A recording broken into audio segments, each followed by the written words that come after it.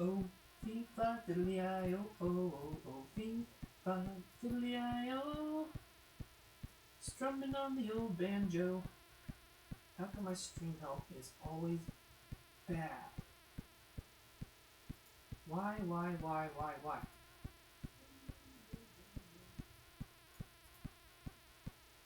Stream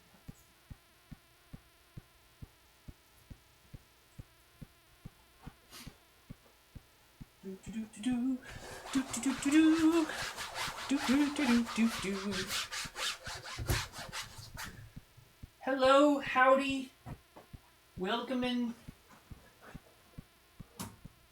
Konnichiwa. My glasses.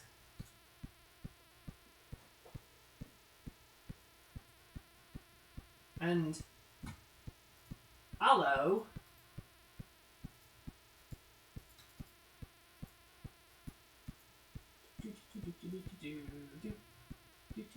I missed a spot.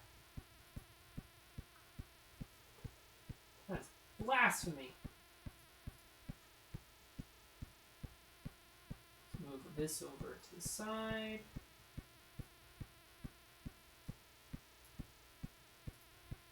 Alright, 1 second. Got the national anthem playing on bass. And then we will begin.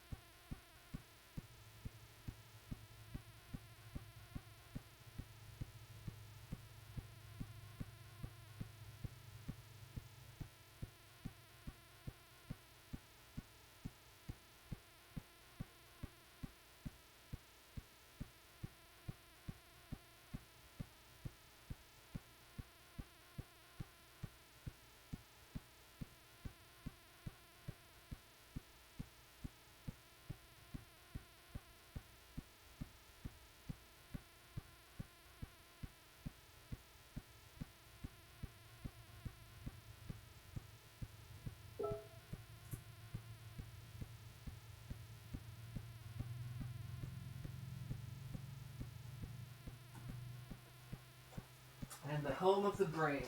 All right, thanks for your patience, guys. I am actually starting a little bit early today, which is why I took a second to finish that. They play the national anthem on Keesler Air Force Base, which is right across the water from me, and I'm right on the water. So I have some work to do, and you guys can heckle me while I do it. Okie dokie, we have 3 builds, 4 builds I gotta finish up to get ready for some more builds later in this week. The first one is going to be, I think I'm supposed to be doing Mark's build today. Mark was supposed to send me some parts, and he might have sent me some parts,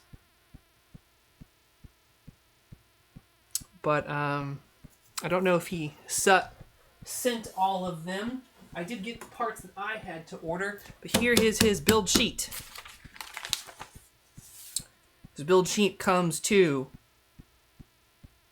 $25.82.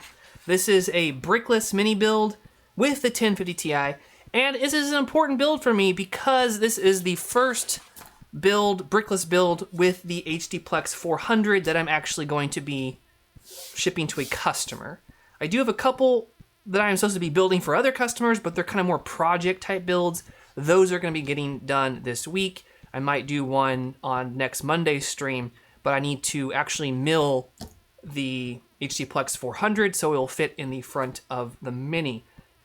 So it's good to see you guys. Always give a shout out from where you're from, where you're watching. I think that's absolutely awesome. It's one of my favorite things about YouTube, is that people from literally all over the world come together to I don't know. Watch me try to electrocute myself. So, let's see what we got. There's some interesting things. Il Pepito says, I heard the S4 Mini is going to be reviewed by Optimum Tech Channel. Where did you hear that? I happen to know that from the guy that I work with from SFF Lab. He said he was going to send one, but how did you find that out? We have a leak, and it's actually important that I know where some of the leaks are coming from because, unfortunately, there are some leaks for badness, not leaks for justice, happening that I need to get to the bottom of. Kentucky, Rochester, New York, Denmark. Is Denmark where Danbo lives? Hello? Hello? Hello, Danmarkians? Okie dokie. Oh, Optimum Tech sent someone a video. Oh, awesome. Well, I love his content. He is good at what he does, so it'll be fun to have him take a look at it. I would also love to send one to Hardware Canucks because I really appreciate their work. It would do me absolutely no good for anybody to give me a review because I am all out of minis. So it's not like I need to sell them through reviews, and I'm not really sure that's effective anyway. But I do love it when people who are good at making videos make videos with the thing that I'm most proud of as far as my work, the mini. Okay, so let's look at this build sheet here. The first thing on it is the graphics card. One is for the customer, one is for me. Put this right here. EVGA 1050 Ti. The NHL9i, which I have to get from my cooler rack over there. This CPU, I think, is at 9700K.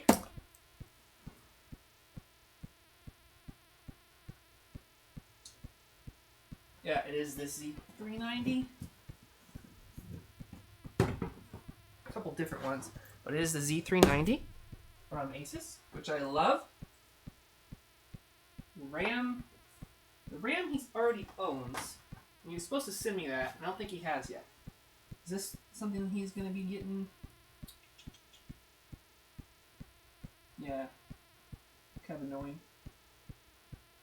Storage drive. Okay, so this is one of his storage drives, not his OS drive. It's a pity because this is actually, I think, better drive than his OS drive. Not that it matters. I mean, these are so much, they're too fast for what he or any of us are really going to be using them for. But they are really reliable. And what else? I think that's all that I can do besides NFC stuff. And I did get a mini back from Thomas Holloway, which is what we're going to be using, one of the ones I've sent around. Ooh, Sweden. California. Soon to be Pennsylvania. And good night from Barcelona. Bella Noches, right? Is that how? No, I don't know.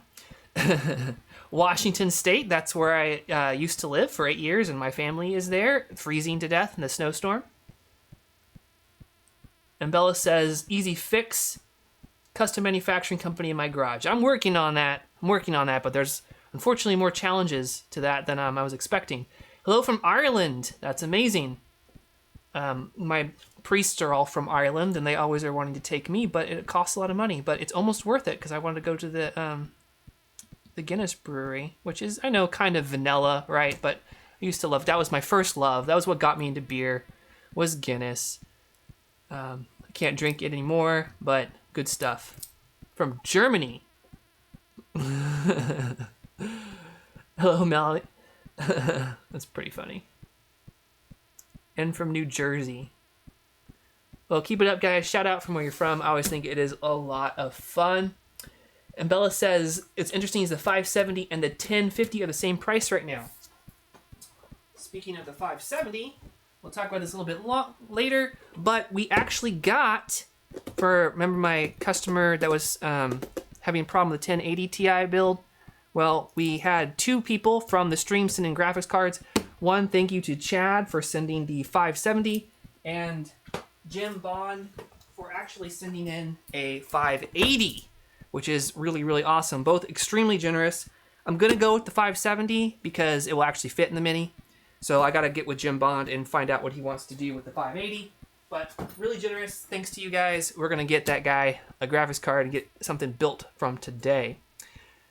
But the 570, I don't actually have benchmarks on my Ultimate Josh's NFC benchmark list for it. I don't know why I don't have it.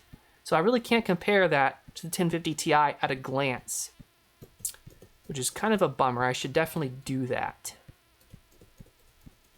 I'll throw it on my test bench before we install it in my customer's PC. But we're getting off track.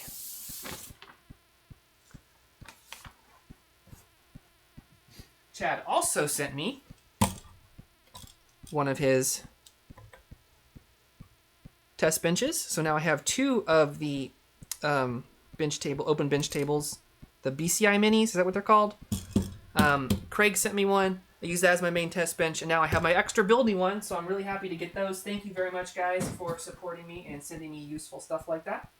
He also sent me my first Snap-on tool, a ratcheting screwdriver, which I actually will be using. I have been using all week in my garage, but for more mechanical things, not so much computer stuff. I want to thank again Chad for sending me stuff, and thank you to all of you guys who send me stuff, it's always awesome to get cool stuff from people around the world, especially weird Swedish candy. And yes, it is weird. And Bellis asks if I'm getting something from CNC Router Parts. Those guys are amazing. I recommend supporting them if you're building your first CNC. I would definitely go that route now that I know. But I didn't go that route to begin with. I'm still buying some parts from them. But they are awesome. They make great machines, have great customer support. But I am building a plasma table. I'm building a small plasma table. Not one with the Z height adjustment, so we're going to see how it works, but there's a cool product out there that I'll definitely show you guys a little bit later.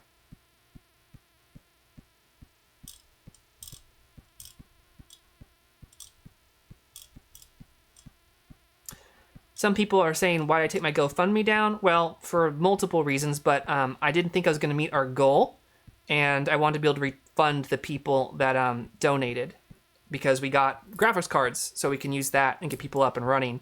You know, generally speaking, in the terms of the internet, interaction happens the day of, seconds after, so if it didn't look like I was going to, I wanted to be able to hit that window. And secondly, if you really want to donate, you can actually just donate directly to him or send it to me and I'll send it a check. If you want to write him a check, I can put it in a box for you. We can take pictures to make sure you confirm to get it. And then you also don't have to deal with the GoFundMe's cut, which is really small, but still. If you really want to donate, that's not a problem. But I didn't think the campaign was going to last much longer, and I need to get this in and out and done. And I reached out to a ton of people personally, too. Ton of people. So that's why we ended up getting some graphics cards. Anyway.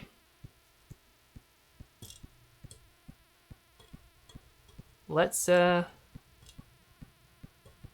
Luna changed her name. Why would you change your name? Now I'm only going to remember you by Luna. You're just going to have to make a whole new impression. First things first, we'll do the motherboard. I'm going to pop open this Z390. That's what that little rubber guy is from. I found like a little rubber dot. I was like, what is that from? But it's from the feet. I'm going to pop these out because I don't need it. And I would like to be able to scooch it across my table.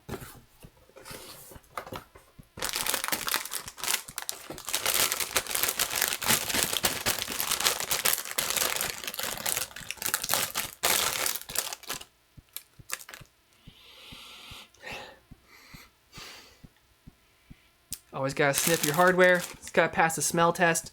The new Z390i smells funky. Not in like a good hydrocarbon plastic extruded type of way. It's just not pleasant to smell. Some would argue that no computer components are pleasant to smell, but I digress. So with the Asus boards, the first thing that I do is I remove the fluff heatsink, blocking the CPU ventilation path. This thing is mostly for show. It could be helpful if you were using a really tall cooler, then it would make sense. But as it is right now, it just blocks the hot air from the CPU. And of course, you're just dumping hot air onto this little guy right here anyway. So that just makes everything run hotter as it is. Of course, don't take my word for it. You can go to smallformfactor.net and see the tests that were performed.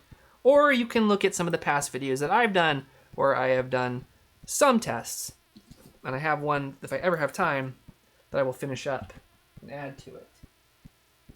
The new Z390 Strix from Asus is one of my favorite motherboards of all time because of how durable it is. Mine has survived some really... It's survived some stuff.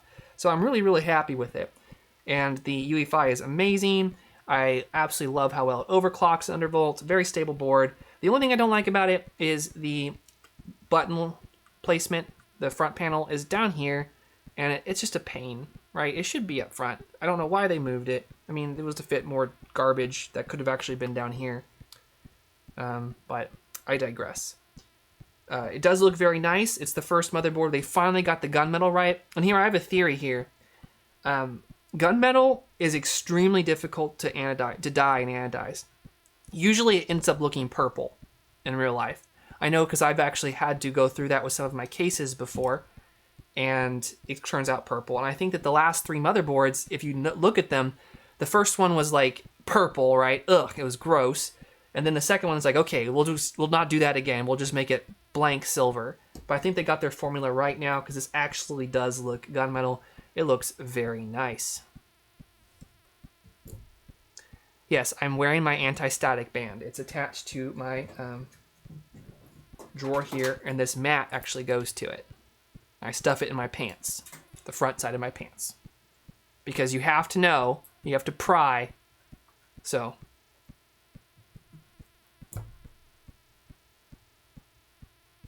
there's a tapping sound.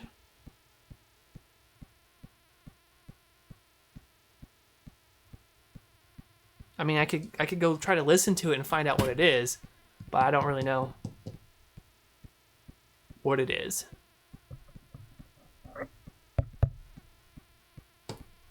I mean, do you want me to troubleshoot it? Is it really, really, really bad?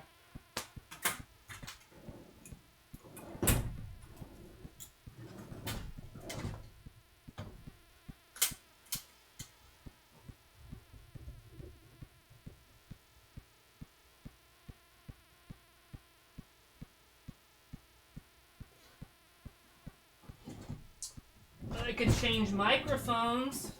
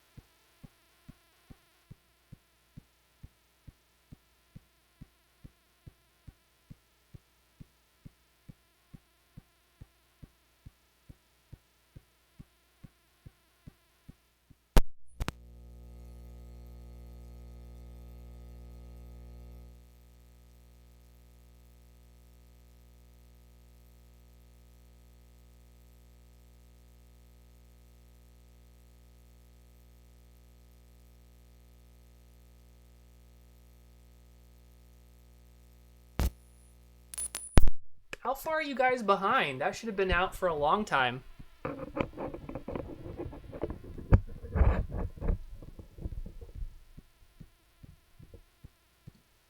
But you can hear me now?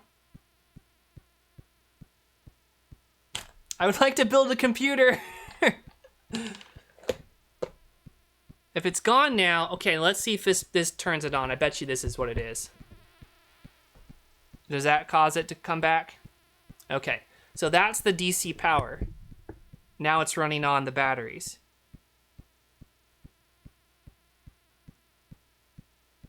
But now, is it gone now? The sound is back when it's unplugged.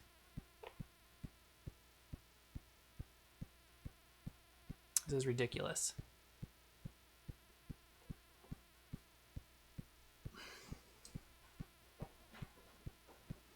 One second. Let me see if I can hear it.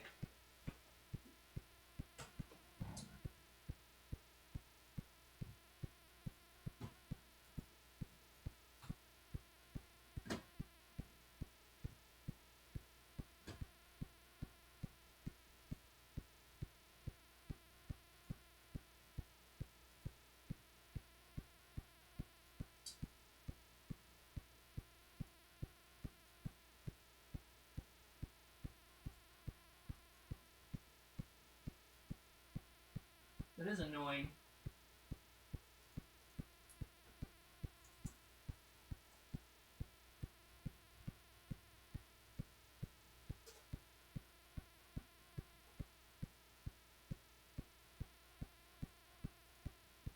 Okay,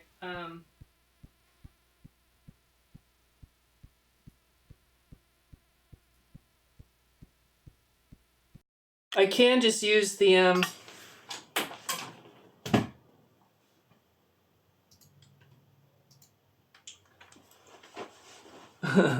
I can just use the camera audio, if you can even hear my camera audio from here. I mean, it should be gone. I'm just using the crappy camera mic. But does it sound worse now? That's the question. Just fine, it's fixed. Is this better for right now?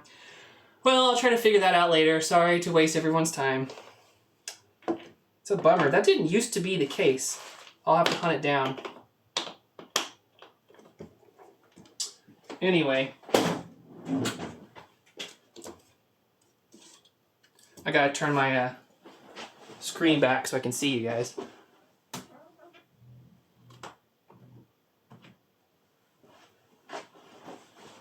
Well, it should sound terrible now. I'm just using the camera audio. I just unplugged my $600 microphone. So, I don't know what I should do about that. Use the originals. Okay, fine. What if... Okay, what if... Let's try something.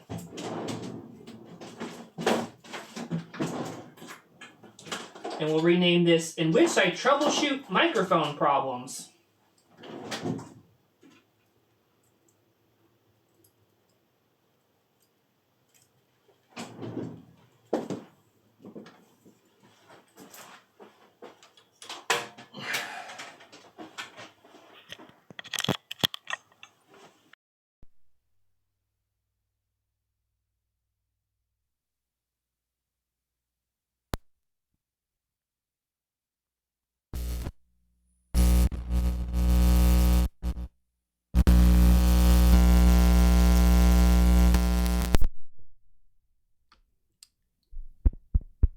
All right.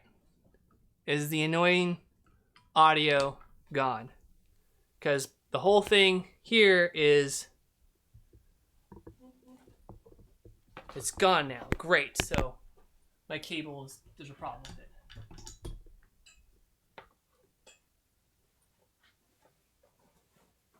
Good, good, good, good, good.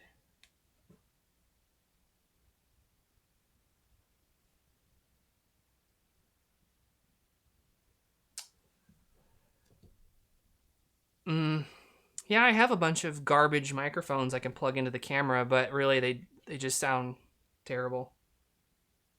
So, but this should be good now, basically, is what people are saying. So I'll figure out the problem later, but if it's working, it's working. Ed, this is the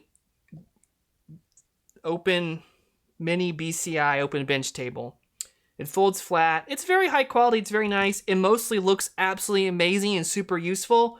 But at the end of the day, it's slightly better than using your motherboard box. And I'm not dissing it. It's actually really handy for me. Like, I can really take advantage of this. But I'd hate to really make people want to buy it because it's very expensive. And I mean, if your computer spent a lot of time on the test bench, then okay, great. I'm really excited to have it because it does make my life very easy. The only thing that's not good about it, because it is a very nice test bench, are these mounts for the graphics card. They do not work. They get in front of the I/O. It's annoying. It's obnoxious. But I do like the bench table a lot. So it's very pretty. No, that was the problem, Sean. It wasn't a monster cable. So now it's a monster cable. An off-brand monster cable, but... All right, back to work. Let's see what goodies Asus dumps on us. Their ever weirder or devolving Wi-Fi hockey puck. Their RGB header, which is a new one. The little tiny screws, you guys got to use these when you use your M.2 drives. Whenever I troubleshoot a customer build that they send me, I usually find that these are not used, which is not good. Zip tie, oh, that's good. Asus plus points. Stickers, of course, everyone adds at least 1 frame rate per second. This big one is 2. And I like to bake my frame rates into the graphics card. So when you first get your graphics card, just stick it all over the box. That will give you the highest level of performance. The manual, and this is actually kind of nice. Their Cable Mod coupon for 20% off. Cable Mod actually makes some good looking cables and for affordable price. I always recommend that you get custom cables done in the community if you can and support people that make a living off those things. But those are very expensive for more extreme builds. Cable Mod are just priced right for the average person to get a nice looking setup. And I'm showing you guys this because the first person to steal it can have it. You can pause the video later, but I'll read it off. It's Asus-FEE81633-DAC-FB7E5-12. And when you do use it, you can't actually go through the process and then use a coupon. It's stupid. There's some other thing that you have to check.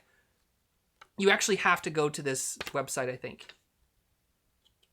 No, it says enter it at checkout, but that's actually not where you enter it. It's very frustrating, but you'll figure it out. I have faith in you guys. The CDs,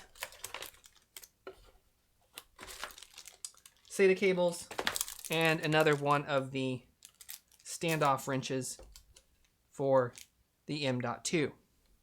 And now they have a nice little card, silk screened on the back, and letting me know that we have made the purchase of champions.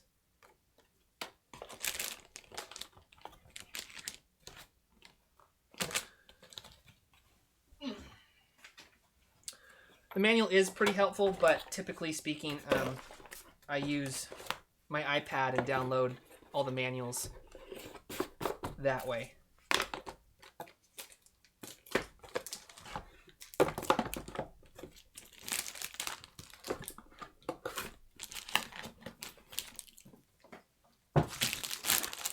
I'll somewhat clean up as I go along. Oh, my trash can. I need that.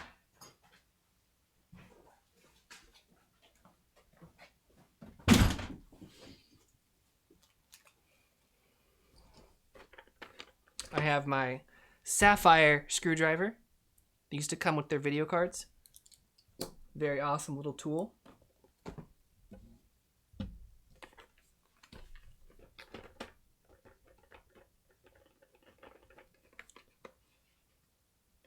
Yeah, good thing they include those CDs.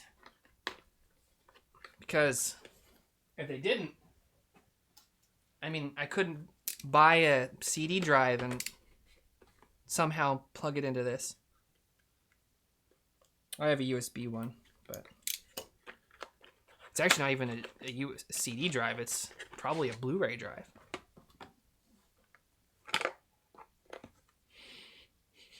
Yeah, and 3D VNAND just doesn't smell like it's as good as the old stuff. God, these guys are really cheaping out on their smells. It's a shame.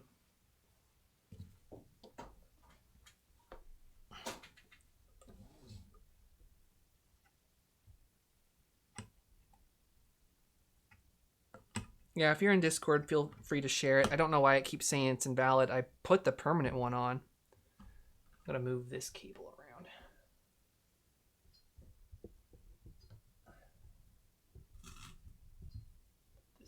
No, that's probably not. That's probably part of my problem.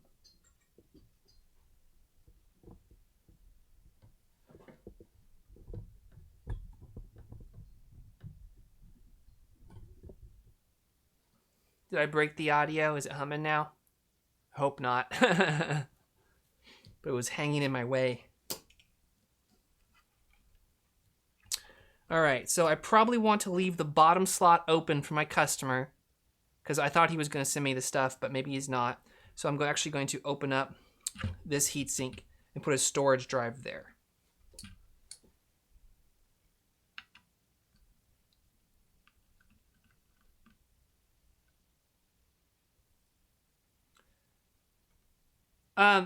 Is it Benoit Madeleine? I'm not at all talking about if it's not worth the price for the quality. It's absolutely worth the price for the quality. I'm in manufacturing too, after all, with my Mini, and it's a great price for what you get. I mean, even the hardware for this is very expensive. So I'm not knocking it at all. I don't want to come across like I am either. But a lot of people buy an open test bench thinking, yeah, this will be really handy and useful. It's really only handy and useful if you use them a lot, is all I'm saying. It's like buying any tool, you have to make sure that you really can justify it. But if you do want a really cool looking tiny computer case and you like open air benches, I mean, yeah, it's sweet. It's very, very high quality, very well built. And I do like how it flat packs up. I kind of thought, looking from the pictures, that it would kind of fold open, but it doesn't do that. You actually have to unbolt it. But I like it. So I don't want to come across like I was knocking it, because I'm not at all. It's a very high quality product. Ghost Skidmark asked me how I have time to do all this, and I don't know. It does seem like recently I have less and less and less time. The day goes by very quickly. That's why I'm really so far behind right now. So, Sean, you're welcome to come use my shop to build any Jeep that you want, anytime that you want. It is all configured for building Jeeps. My friends have all built their Jeeps in my shop. My Jeep is continually being worked on in my shop. So, yes, please come help yourself. I have literally every tool that you need to build a Jeep from beginning to end. Well, I don't have tube benders, I suppose, but I have everything you need to assemble a Jeep from beginning to end.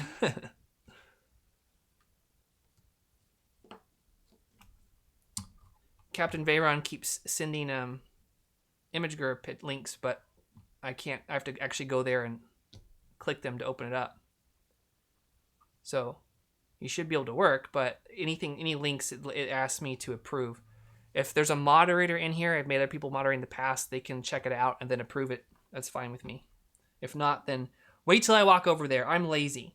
All right, so where was I? We're taking off the heatsink for this little guy.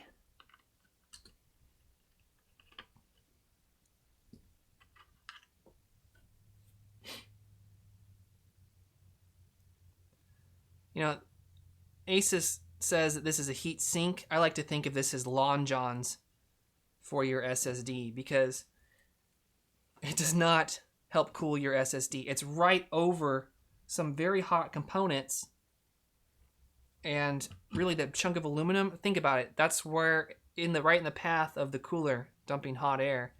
So I don't really buy that, and I prefer not to put it on. But it does look really cool. So you just have to kind of make that decision for yourself.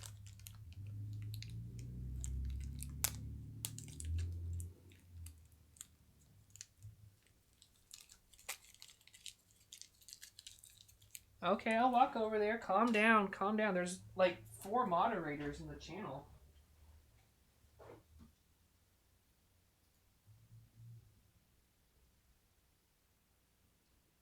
Let me just link it again.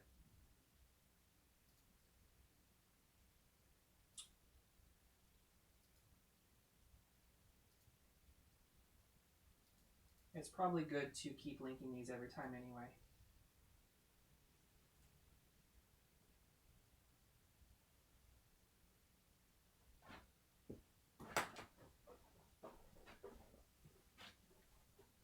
Welcome to Discord.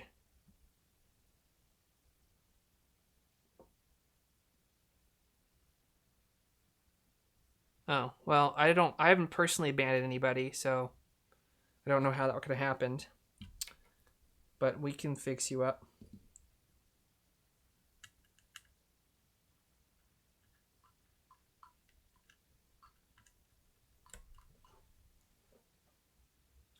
Alright, who else has one of these tools? These used to come with Lee and Lee cases back in the day. These are for threading in their standoffs, and they are super handy. It's called a nut driver. That's the proper name for it, but I'll keep this aside for now, and I'll see if the customer wants it on the heat sink for it. But again, it does not help. It does not help things. So I'm going to leave it off. I guess you can see it best from here.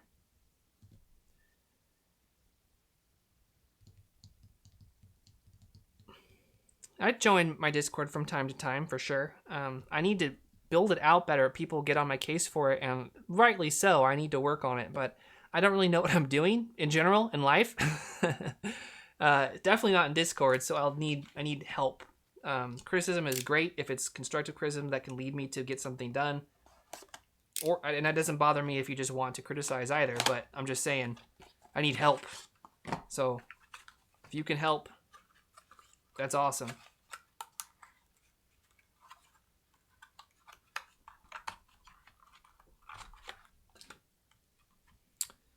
The NVMe drives, they get hot, but I think that it's really overstated, and there are manufacturers playing off the fears of your drive overheating, because they're supposed to run very hot. They're supposed to run pretty hot. They need to, actually, in order to operate efficiently. They can run too hot in throttle, that's a thing for sure, but I think that it's definitely an overstated problem.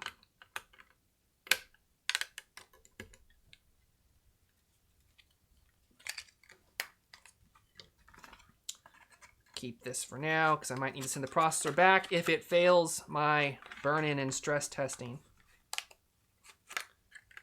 This is a weird box they use for the 9700K. It's harder to get the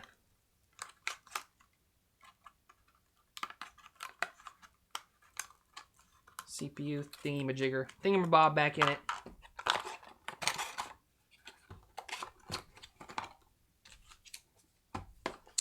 If it posts, I shall reward myself with a sticker. That's part of the contract if you order a computer through me. It's a 9700K, if people were curious. It's 9700K. If you would like to help, that's amazing. Please send me an email, and thank you very much. I would really appreciate that. Very much. Okay, we have all this other stuff. Keep the zip ties. Put them over here for now. These things go in here. This pretty much goes into the garbage, and I'm going to send the customer a different type of Wi-Fi thingy because I hate those. And we don't need this. That's the extension to plug in the power button, that kind of thing. And the RGB cord I'm not going to use, so I will put it over there. Though I will send that to the customer, probably in case they want to trick out their Mini later. But it's going to have plenty of RGB in it already, so not really that big of a deal. I'm going to go grab a NHL99.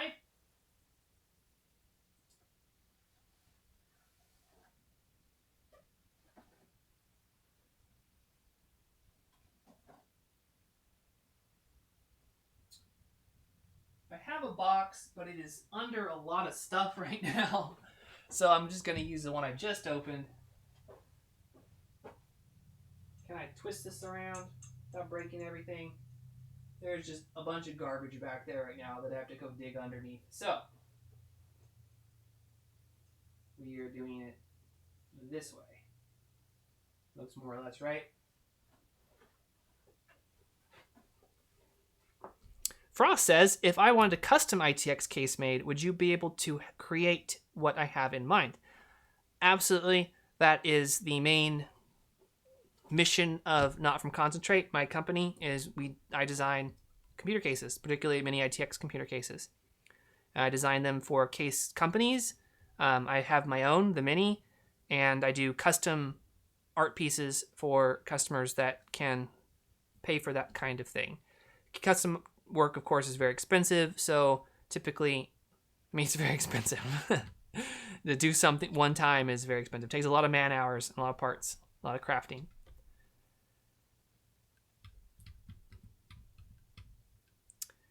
That's a great question. Is it Benoit? I don't want to say your name wrong, but he asks, or she asks, what do you think about Intel removing hyperthreading on the 9700K? I was actually kind of bummed out by it. On the one hand, it makes total sense to me because there's a lot of games that actually don't perform as well with hyperthreading enabled. And a lot of games actually would benefit if you'd go into the UEFI and disable it for a long time. And they've gotten better and better. But that used to be a pretty big problem. So I can understand them nixing it. But there were some applications that I use that could take advantage of it. But then again, it's such a fast CPU, so powerful that it's hard to say I really miss it. It would be cool if it had all the cores it does and hyperthreading, in my opinion. But this is kind of a gamer CPU. You know, you can use it for other things, but...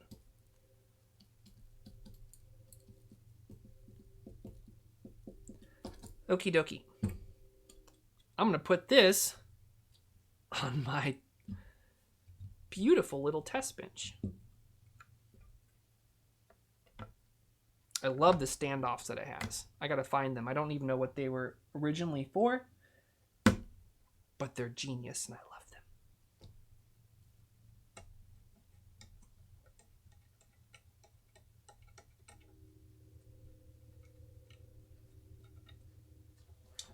I'm going to thread this in here, actually. It's a better spot for it. You are a man. Okay, good to know.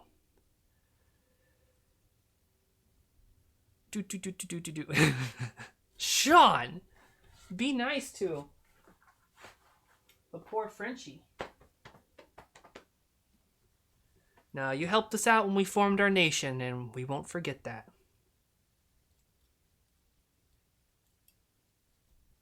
And we won't forget the Alamo either. But we can't blame you for that.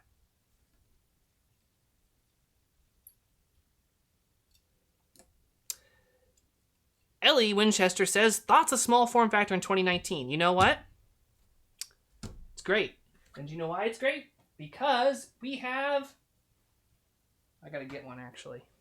My entrance is now de-interested. We have the HD Plex 400 AC combo. Is that what he's using? Yes, good man. Good man. This is what makes small form factor in 2019 the best year yet, except we don't have any minis being produced, so... But cross our fingers, hopefully it will happen soon.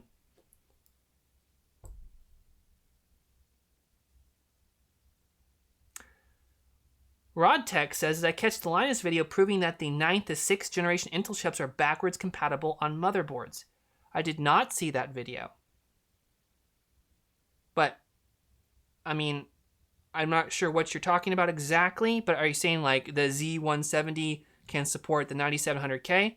I think I could definitely see that being the case. I mean, there's going to be some features that are not going to be enabled for sure, but otherwise, I do know that you can put a 9700... Yeah, you can put a 9700K in a Z170 motherboard. I've done that. I don't know if it worked now that you pointed out, but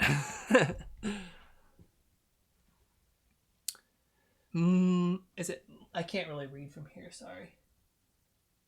Mutky Make Stuff says, have you looked into a different coating? Anodizing is P trash now compared to newer ones.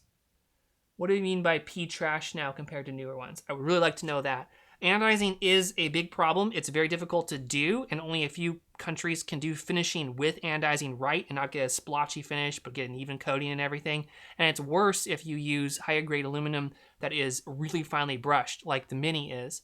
So I have looked into different types of coating, but there's problems with everything. Powder coating and quality control for powder coating is a nightmare. I went down that route and it was horrible. You know, I would send samples to the company. I taught them how to do it. And then, of course, when the time came, got no luck there. So it's bad.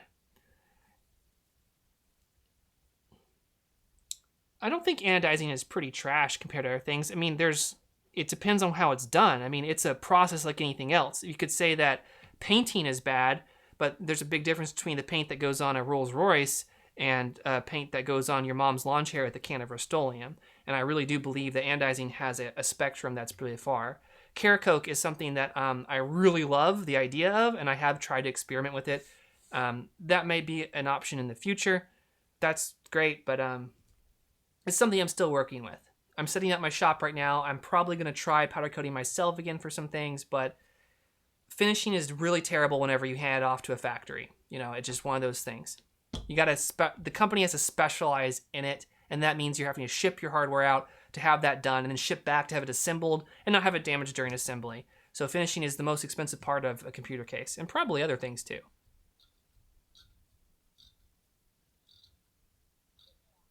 Well, I'm glad that you've had good luck with Cerakote. I love the technology for sure, but it's very difficult to anodize small, deep anodize parts without really giant, huge anodes. And I have to have it done in giant, giant tubs because I have to have all my parts done at one time. So, yeah, it's not something that I can do in my shop. I've tried doing shop anodizing, and again, it's hard to get good results with it. But Cerakote is pretty good stuff. It's like powder coating. It's basically like powder coating. Or Cerakote. Thank you, Sean. Cerakote, Cerakote, Sarah. Ceramic. I say ceramic. Don't you say ceramic? Okay, getting kind of warm. Let's get back to work. Did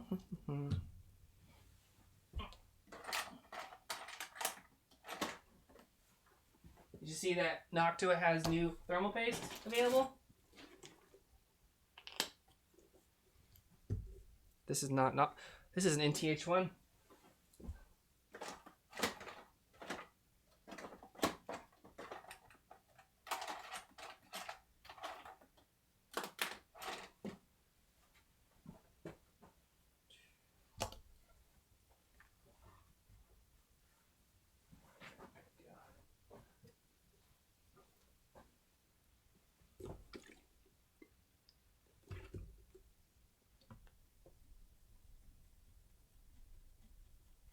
Okay, it's nothing like powder coat. You're right, because with powder coat, you have to electrically static charge powder, plastic powder, to your part, ground and go bake it in an oven. With Cerakote, you have to bake it in the oven as well to cure it.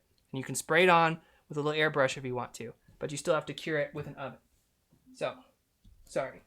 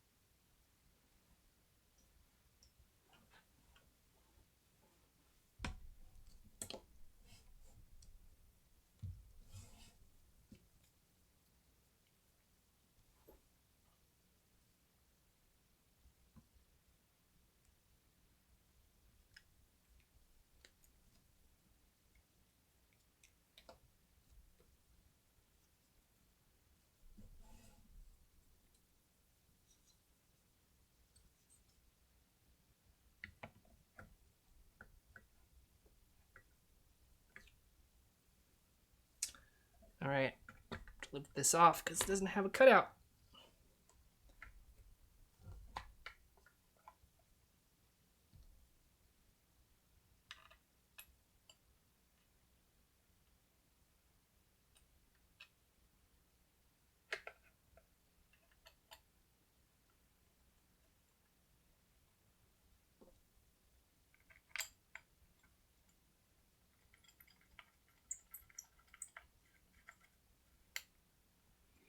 Well, Greg, the problem with the raw aluminum is that it looks great for little... Well, it depends on the grade, right?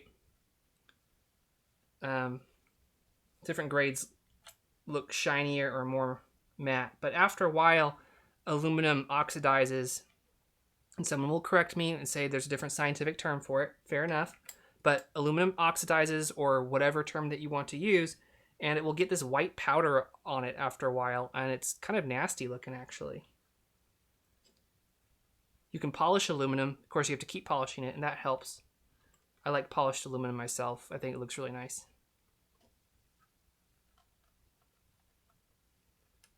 Hello, Renan from Brazil.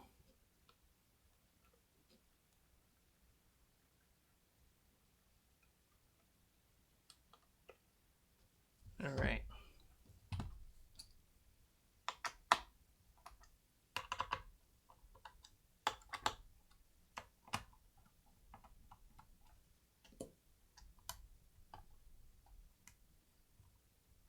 I don't really like to torque it down because you could cause some damage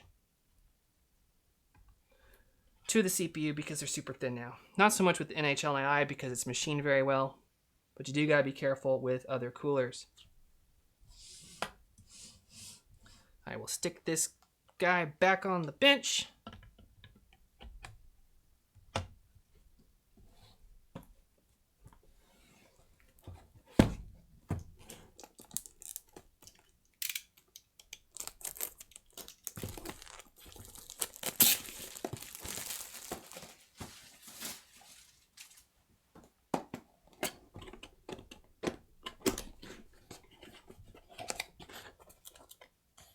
I always do that with the EVGA boxes.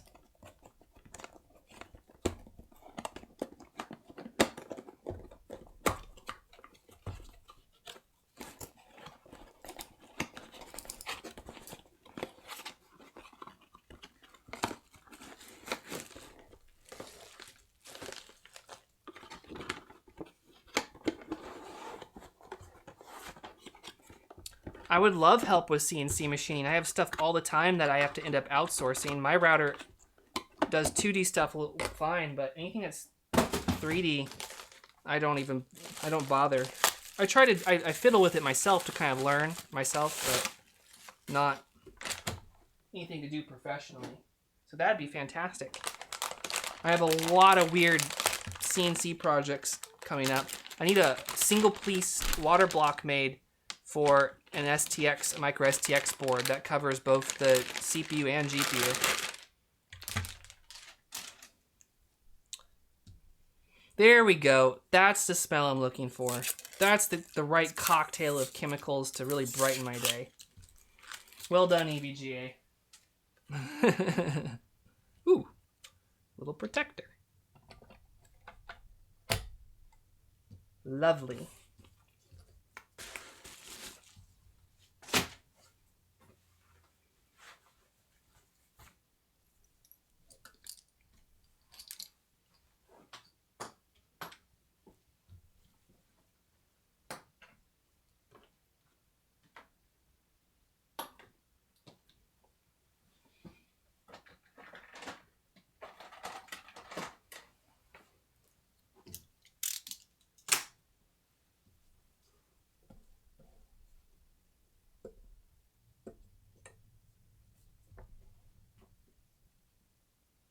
Hello, Liam.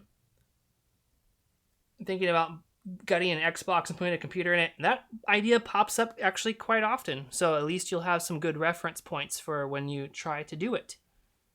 That's an old school one, the see-through green one. I remember that one. That was pretty cool.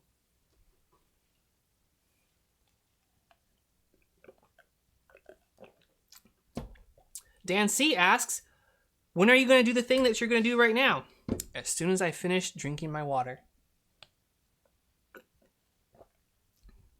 You guys can argue about thermal paste all you want. You can go for it. I've put in my time. I have done the testing, and I have found that I prefer easy and repeatable and long-lasting and removable to it performs half a degree better if you have a lab that can measure it. That's me personally. But everybody has their brand, their thermal paste religion that they subscribe to. And I like NTH1. I think it works great. And I will be using NTH2 because I'm impressed with Noctua's extreme truthfulness in their reports. Okay, where's the CPU? CPU's in the middle. I always get mixed up with the all-in-one if I just plug it in right in there.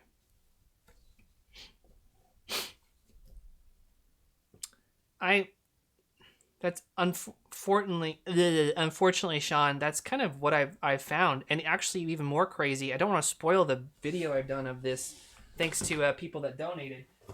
Here's one box. These are all small form factor coolers I just got done testing.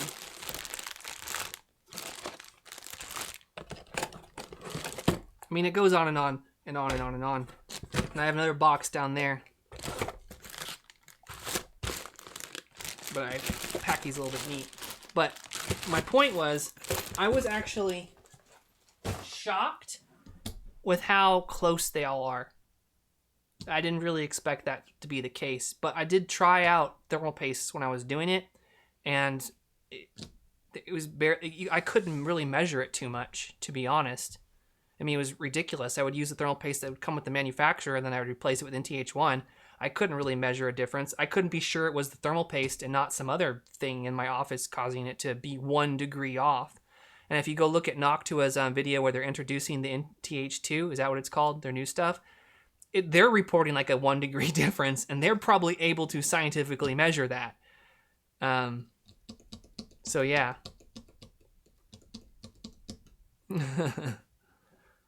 Marvel and Capcom, or not Capcom characters. Marvel and DC characters? I guess so. He is the Prince of Peace after all. Okay, so let's actually power this on.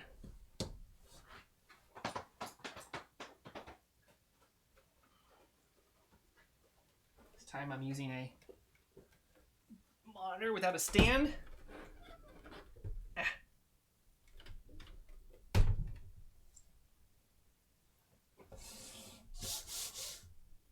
I'll try to unplug the mic, I guess, because it could get hairy here in a second. And when I power it on, do I need to power it on right now before I put it? Yeah, I do. I have some test RAM.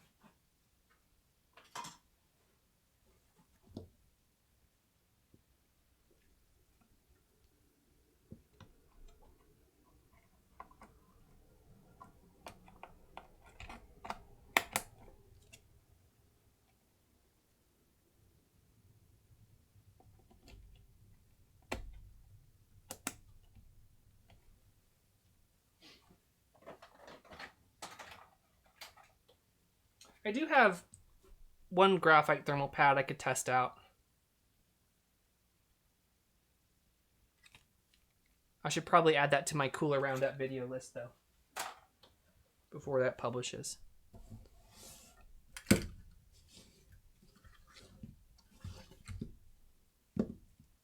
Oh, of course it's going to be awkward.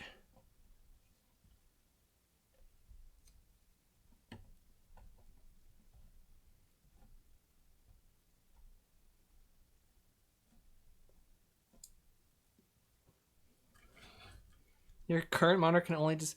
Are you using a Pip-Boy?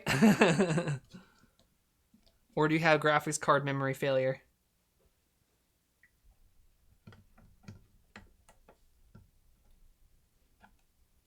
We don't need a PCIe connector because the 1050 Ti Mini does not have a power connector.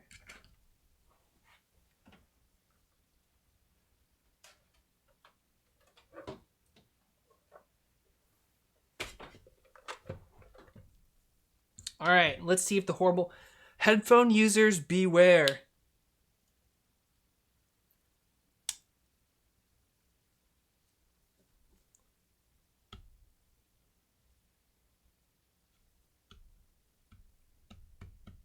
Is it okay? No one's crying. Audio's still good. That's very great. Awesome.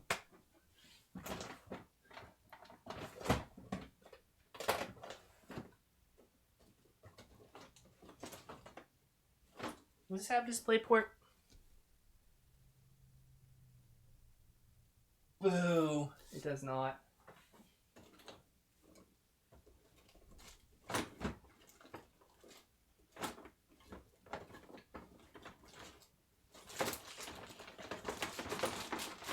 Oh man, I've got my cables tangled. I thought I put them away properly.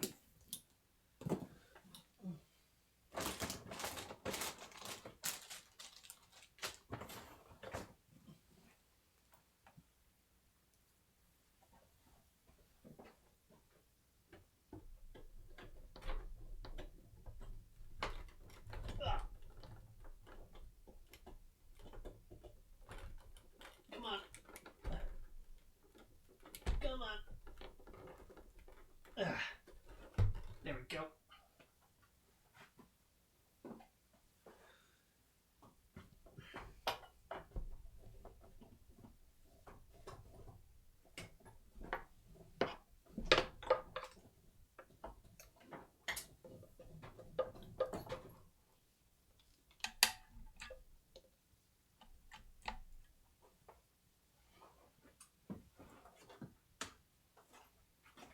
Let's see if we got the little Ethernet lights.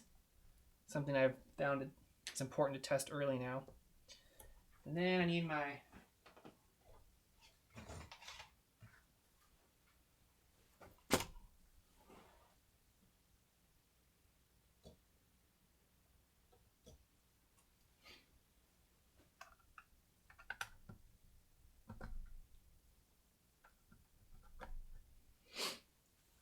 and the power switch.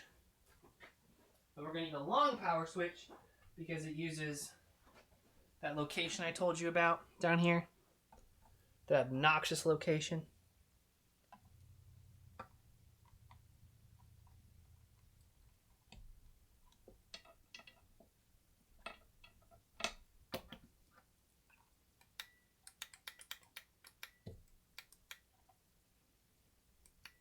Oh.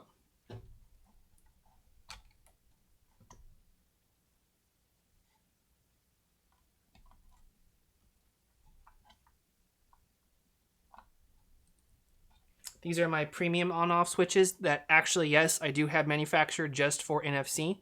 I'm not BSing and buy them all in bulk somewhere.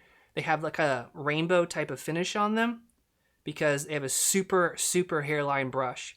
And they have a split dome top, which makes it unique from other switches in the market.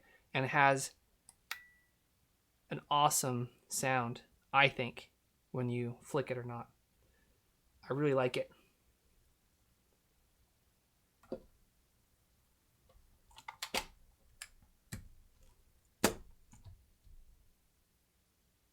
I will need power for the monitor. That's right. That's right.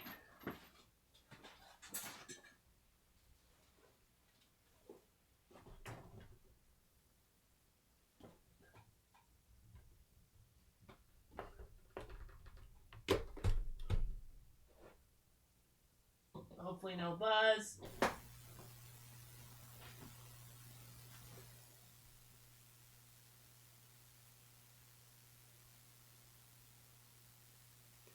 We have a post. Please intercept recover BIOS setting. Everything looks good. Nice and quiet. It probably sounds pretty loud for you guys because the mic's right here, but it's super quiet. Yeah, there probably gonna be a buzzing at this point. I'm not gonna lie, but I'm gonna turn it off soon, so don't worry about that too much. What happens if I touch this though? Does that get worse? Is the monitor really causing a lot? Ow! Must have been a splinter. Okie dokie. So with that working, I get to go over to my tool chest and put my sticker on. And I wish that you guys could see this because it's getting to be quite nice looking. Third row.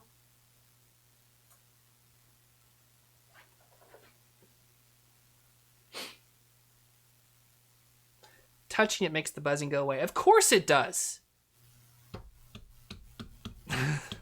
So weird. So weird. Alright guys, now to stuff this into a mini. Usually this would take me about 15 minutes. It's very interesting how it ends up being an hour on live stream. But c'est la vie.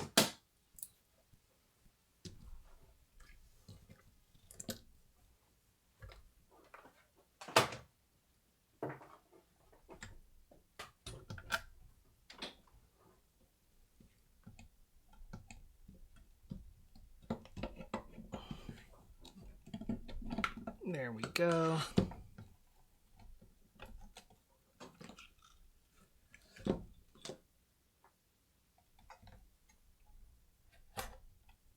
As a side note, this is probably one of my favorite builds that you can do. I love the 1050 Ti. I cannot wait for the 2050 Ti Mini when it comes out. I don't know if it's been announced yet, so don't go look it up. But assuming that they're going to have one eventually. But a compact, not oversized graphics card that does not have a power connector. That will be magnificent. We'll see if it happens though, because the 20 series just seems to be power hungry. But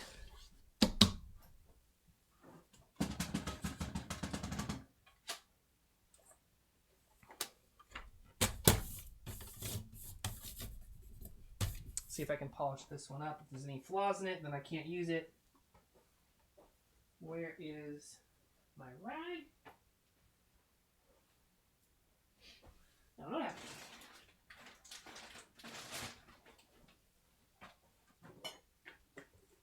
know. Take my watch off because I don't want to scratch the mini.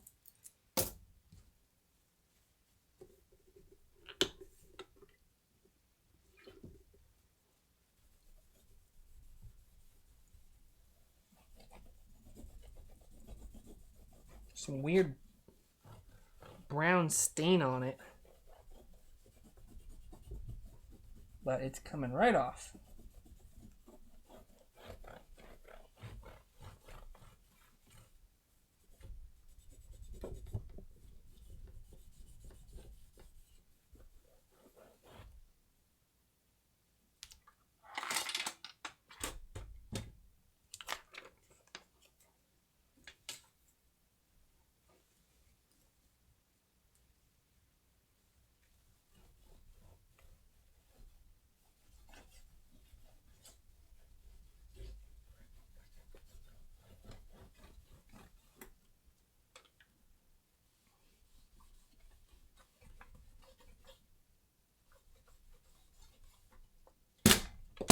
Very nice.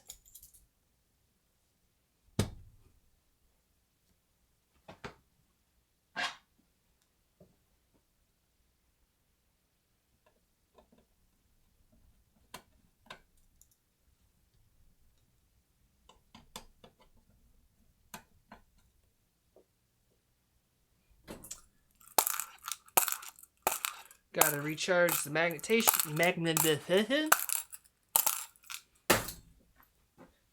it fell right off my screw. My driver. Where'd it go?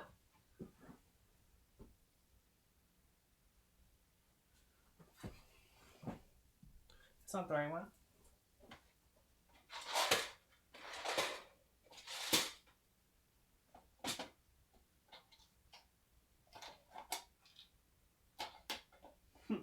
People are always asking me if they can buy new screws for the Mini.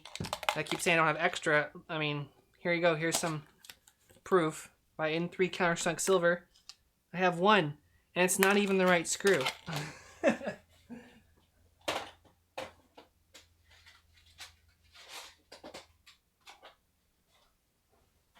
gonna have to go with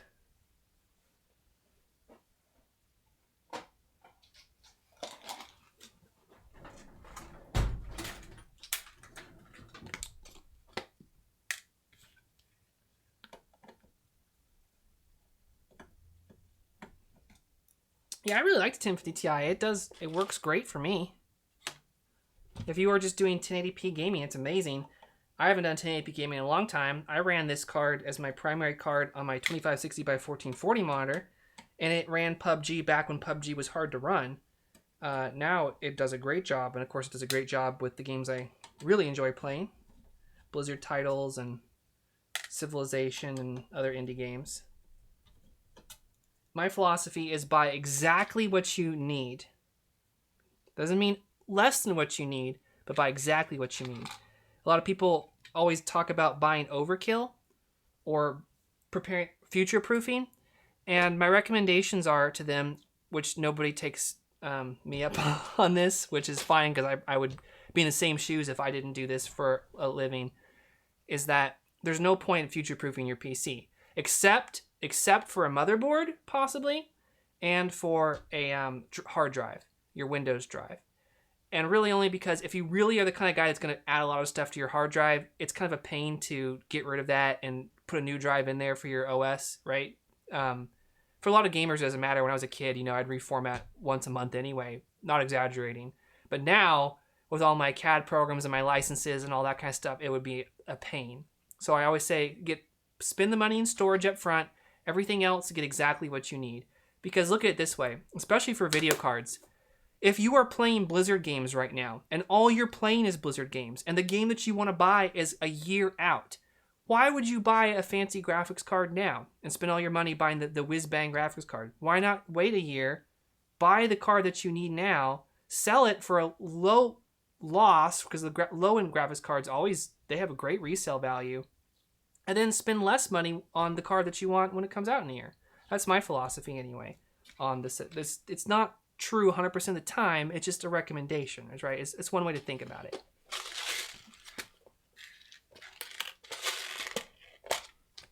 And I know it's very controversial. I brought it up, and feel free to debate me. None of my good friends agree with me. They always think that they think it's best to buy big, but I don't agree. In most cases. One thing, I can't sound not biased because I am super biased, is I like spending money on a computer case. Again, biased, my computer case. But the reason is you don't have to replace that. It's something that you can have for a very long time. And if you buy a really nice one that you really like, that doesn't have garish qualities about it, something that's kind of a timeless design, if you will, then it seems to me it's a good choice. You can dump your money onto that. It's the first thing that you see. It's what you interact with when you touch it. It's what sits on your desk. It's what keeps your components safe and cool and easily to transport them. And it doesn't really get obsolete. And that's one of the reasons I love Mini ITX so much, is because computer components are getting smaller and smaller. Well, they should be. They're not. Because people are building ridiculously oversized graphics cards and stuff. But they have the opportunity to. This one came with a Meanwell power supply. This is the UHP 212, so it's a 12 volt, 200 watt power supply. And this is the one that fits in the front frame of the Mini. I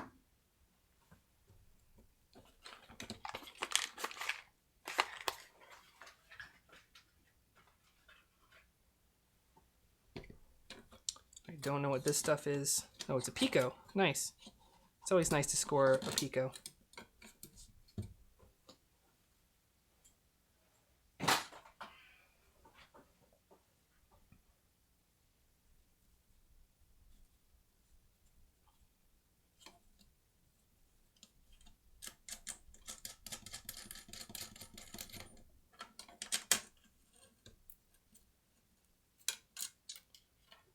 Bought this button off Amazon. This is the Amazon seller.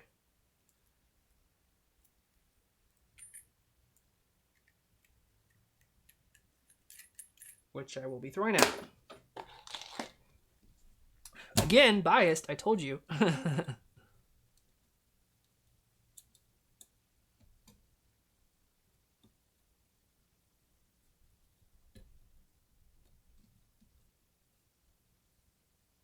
Yeah, unfortunately, there's not any good AMD GPUs right now. I completely agree with that for small form factor. It's a very, very sad thing. Or a better way of putting it, there's not. This doesn't make sense to buy an AMD GPU when you could buy an NVIDIA one for small form factor. I think that's the better way of putting it. Because the 580 is fine. There's nothing wrong with the 580. The 570 is great. There's nothing wrong with the 570. But you can get a card that's going to take way less power from NVIDIA.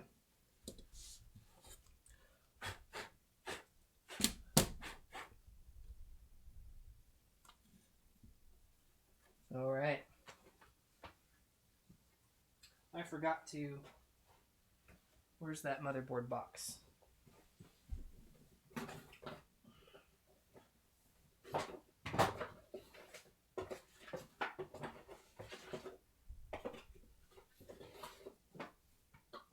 Oh, wow.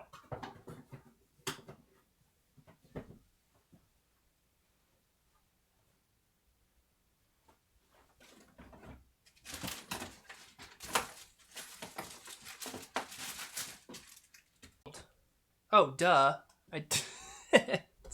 It's built into the motherboard. Okay, Josh.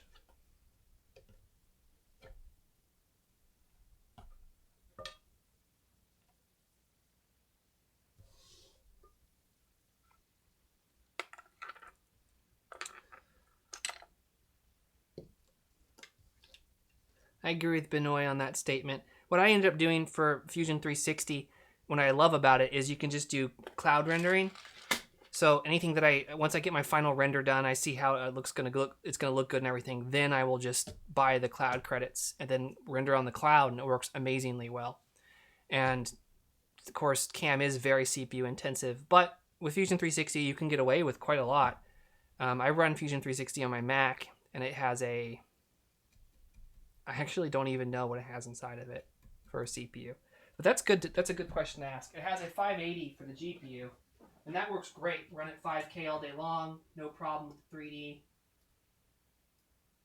So I know that works really well.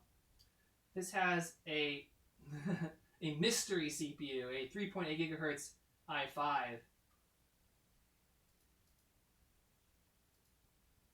It is a 2017 iMac. But very, very, very, very happy with it for running CAD. And of course, you can buy a much faster CPU, which would be way better for some really intensive operations. My operations are not very intensive, except for one program I had for the carbon fiber, which I did recently, and it was like a 3 megabyte file at the end of the day after I cammed it out.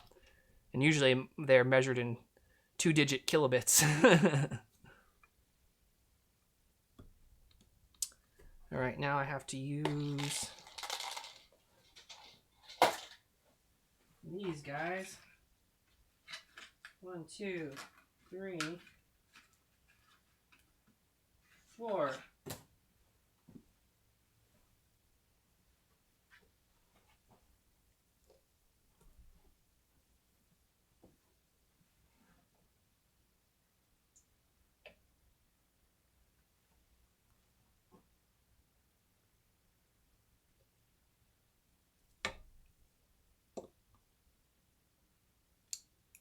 Yeah, I don't know what's in that Mac, but it does great. And the reason I have a Mac, there's 2 reasons. One, that screen is glorious. It's even better than my ProArt monitor from Asus. It is amazing. And number 2, I tend to take computers apart an awful lot, and I can't leave well enough alone. And anytime that I have a PC as my main work computer, I'm disassembling it that week to rob something from it or tweaking something from it. And that's very bad when you are trying to get actual work done. So, plus I like Final Cut Pro. Premiere is great, Resolve is great, but I like easy, and Final Cut Pro is easy.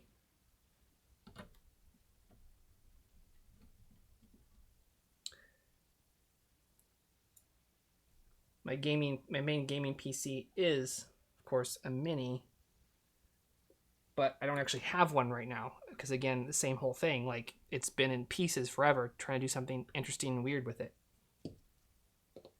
I was putting some thread locker on the motherboard screws. Not necessary if you were an end user, but when I ship these, you definitely should use thread locker when you ship. It is amazing what will come undone. I'm going to wash my hands real quick because I don't know how. It always gets over everything. Be back.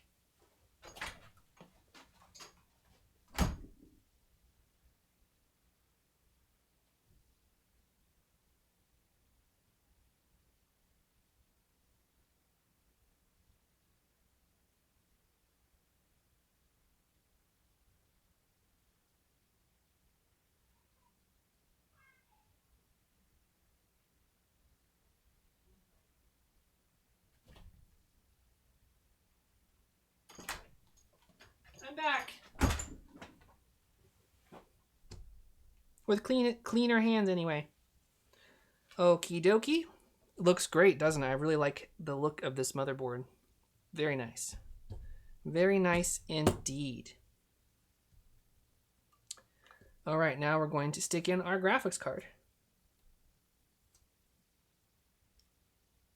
Because I just took out the wrapper and I didn't touch the fingers, I don't need to wipe them down with wiping down cloth.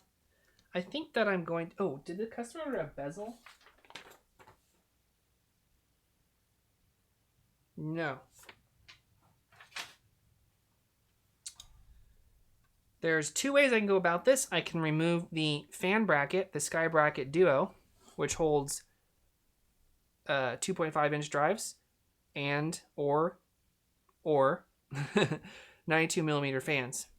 And you can put it on the top right here when you're mounting drives, or on the bottom if you're mounting fans and you're taking off the shroud and the stock cooler fan. I don't need to do that for this card. It runs cool and quiet as it is.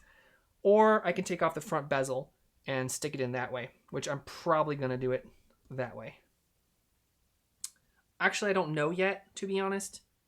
I'm going to take off the bezel too, because, oh happy day, this is the day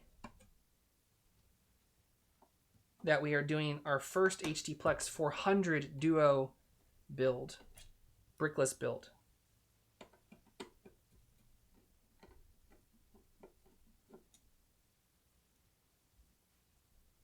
And I actually don't know the best way to install it. I know that it fits because we did the CAD for it, but how it fits, it's a mystery.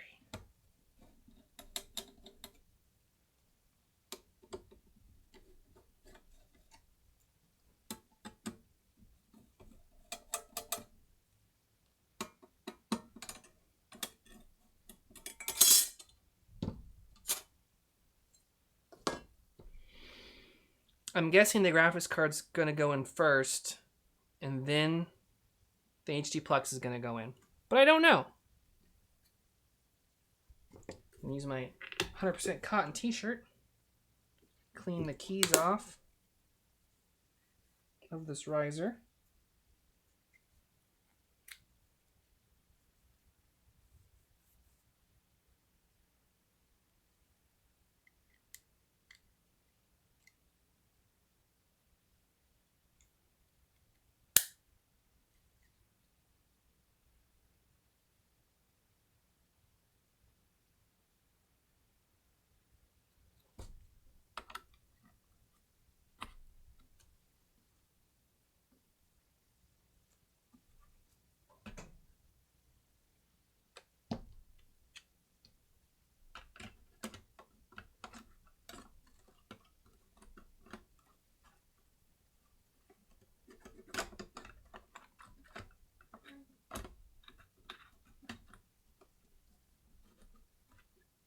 Won't screw it in because I want to see how that is going to plug in.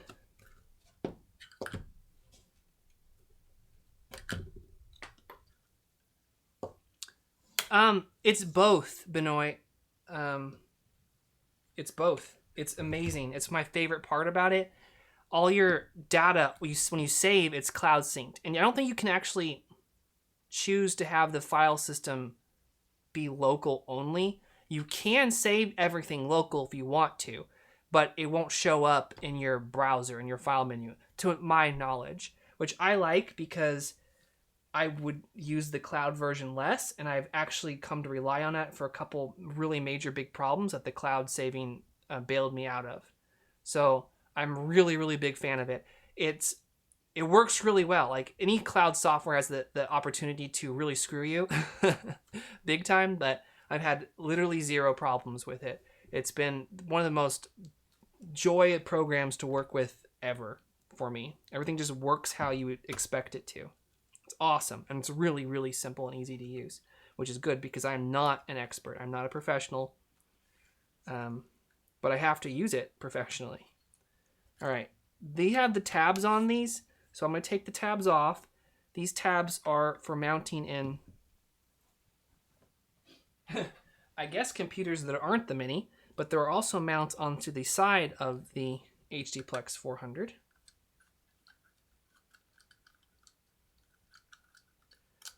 Jake asks when the SFF Lab will have the Mini back in stock, but I don't know because I don't have a manufacturer for it yet, which is a problem.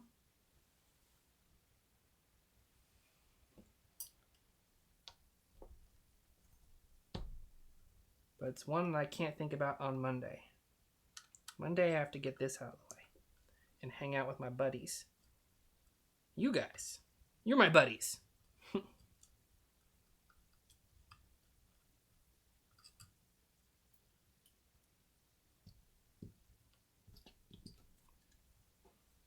We absolutely do not need this fan. This product runs so nice. Oh, it's just a dream. It is a dream. And this is a very low power system, and this power supply is way overkill. This fan is actually screwed in. This is not quite a beta unit, I should say, but it's kind of like a beta unit. It's like the first sample of the final unit. And Larry did his testing with it before sending it to me. The final version, I believe, has metal screws. I could be wrong about that. I'd have to look. I'm sure whatever he includes is optimal. The fan is actually not too loud either. It works quite well. It's really not bad, but it kicks in, when you're using like the 2080 Ti and the 9700K, which is not a combo that I personally recommend. You'd have to do some tuning to get it to work right there. But again, 1050 Ti, beautiful card, just sips power. This thing does not need the fan at all. So we're going to try to slide this in here.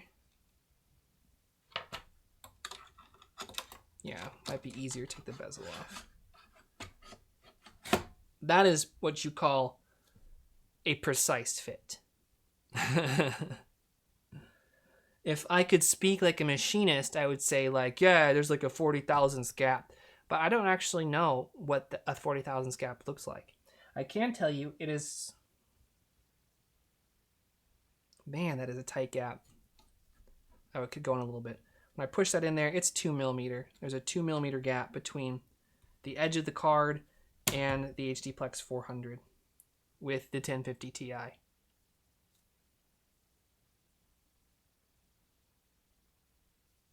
Hey Jim, it's good to see you. Thanks again for the graphics card. I got to get with you on some of the plans for it, but I just want to thank you on camera. And Chad's actually also here. I want to thank him again now that he's popped in. Thanked him at the beginning of the stream, but can't ever hurt to thank Chad enough because he sends me so much stuff like this awesome bench table and a ITX 1070 570 for a customer that, if I can get to it, is coming up next. Azrael says, good evening, Josh. Just to be clear, that AC-DC internal inverter will not work with the Zotac 1080, correct? That is correct. It only will work with standard height graphics cards. So this is a standard height graphics card, the 1050 Ti, and you can see that there is 2 millimeter of space between it and the AC-DC.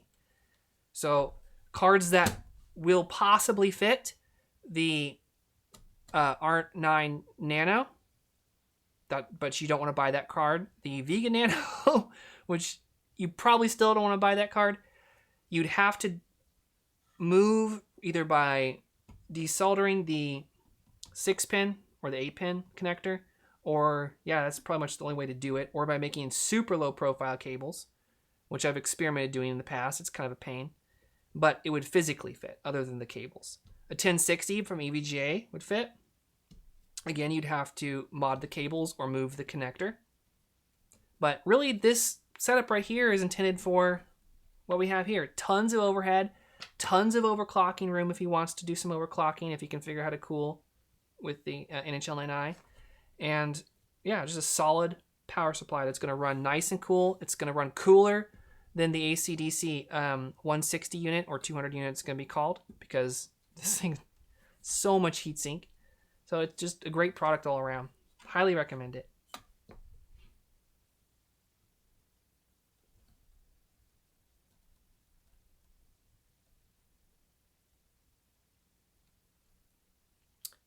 Yeah, it will definitely not fit. Only normal size graphics card will fit. The Zotac 1080 Mini is an oversized graphics card by a good chunk. At least 12 millimeters, but I think it might be 15, but I'm having a hard time remembering. The gigabyte's nearly 15, is that correct? But it's too much, I know that much. All right, this will go here. Now, the next step is to actually rigidly mount this to the computer case. And Larry was supposed to include screws to do that.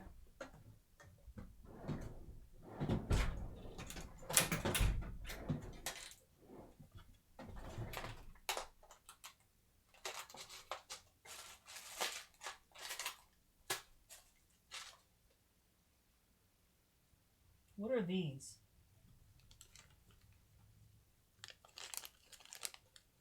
These could work, but I don't think those aren't the ones that I was thinking.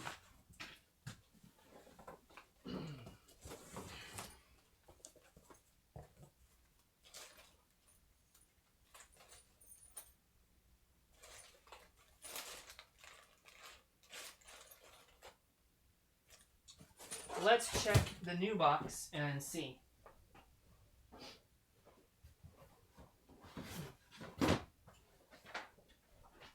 Here's what one of these looks like when it's in the box. I have not opened this yet. Comes with all sorts of goodies. This is Larry's new cable connector, the DC jack, the barrel plug. It's a little bit bigger than the old one. Here is their adorable little C8 connector, super low profile, so it fits inside the Mini, which is actually something I do need right now, because he didn't send me one for this extra one. Just lame.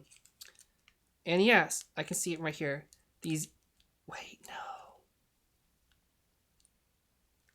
M3, I don't think he sent the right ones. That would be a problem. Not one I can't work around, but it's not what the doctor ordered, so to speak. I'm gonna dump this out.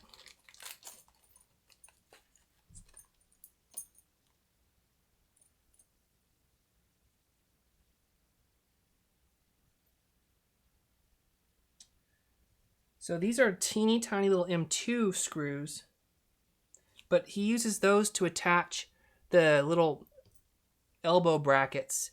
Oh, you know what? It doesn't matter because in the Mini you don't use those, so you could reuse them. Cool, okay.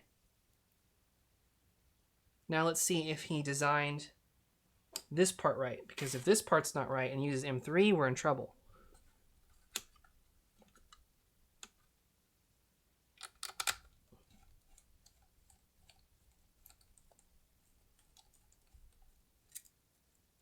And they're not long enough.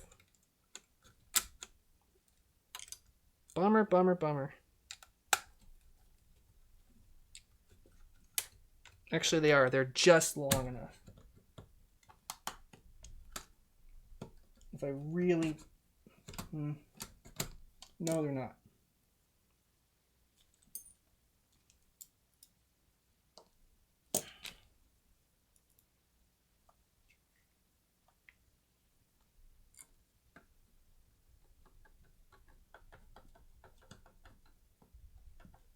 think that they're M3 too. So I need to get with Larry and let him know that. Yeah, see, the M2 ones are on the edge. Well, maybe it will still fit if I move these over.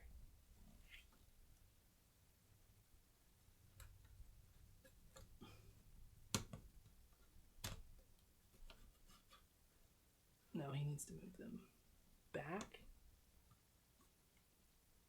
But if I move them back, Larry, then I can't clear the C8 connector. They do line up that way, though. This is stupid. Okay, so I can get them to line up.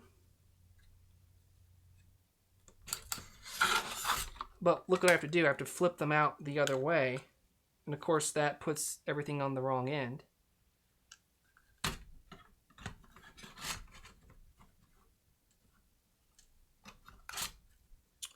That is annoying. Well, let's see how much room we have with the C8 connector.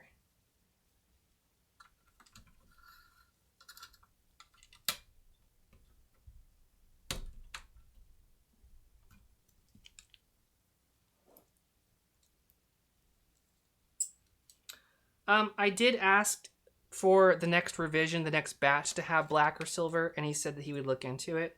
Because I agree, it's, you know, who wants catch-up cables?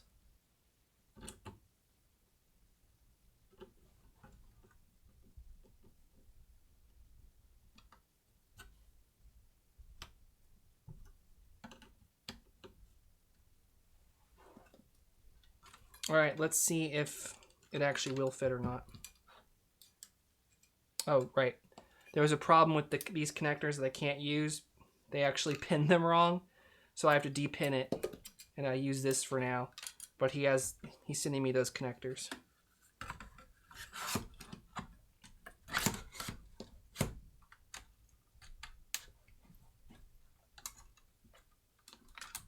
All right, let's see if this actually will fit.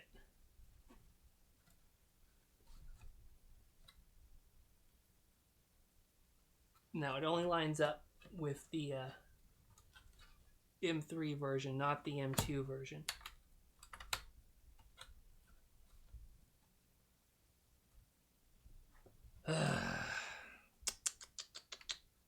Well, that is annoying, but not the end of the world.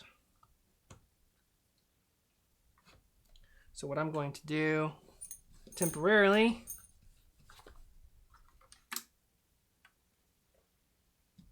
unless I can find, let's see if these work. Some M3 screws with some itty bitty little heads.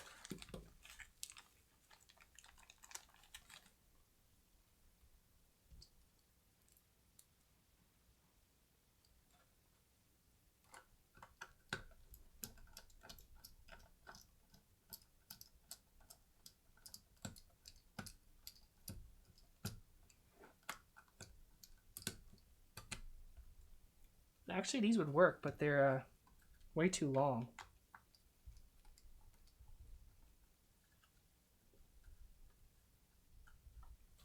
Let me look at the specs sheet because I do not want to puncture and go right to the power supply board. So I know that he released that.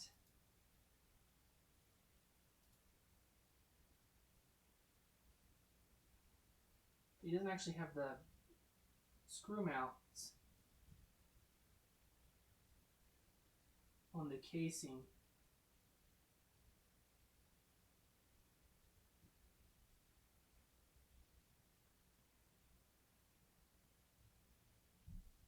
Max penetration depth is 4 millimeters.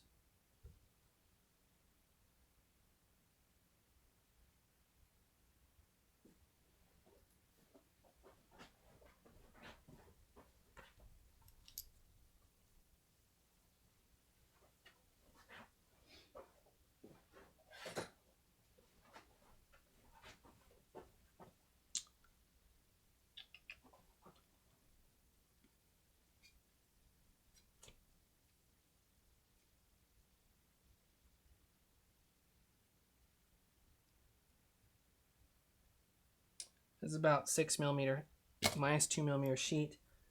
So I think that's going to work, and I think I can get the panel over. So I'm going to talk to him about including the right screws for this, but I'm having to use extremely tiny head M3 screws. The head diameter is 4mm, and it's a little too big. 3.9 would be perfect.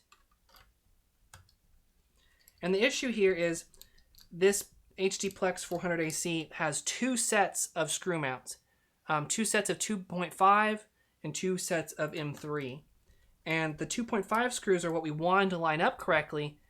That way we can mount it inside flush with this bracket I have for the Mini. So it just goes straight in, and then you can put the wraparound side panels over the screw head. But unfortunately,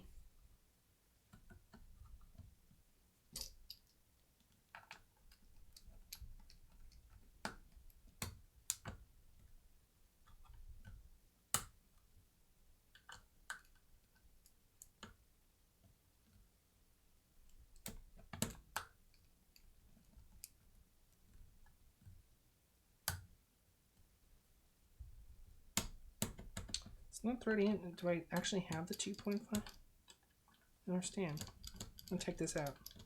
Sorry for the technical difficulties, but it's the first time for everything.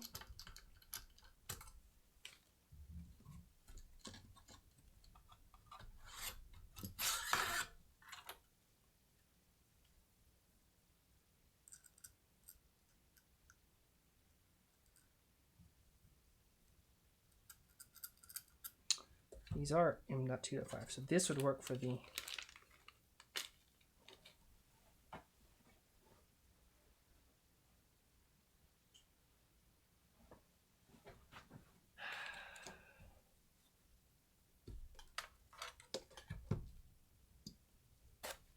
it's annoying.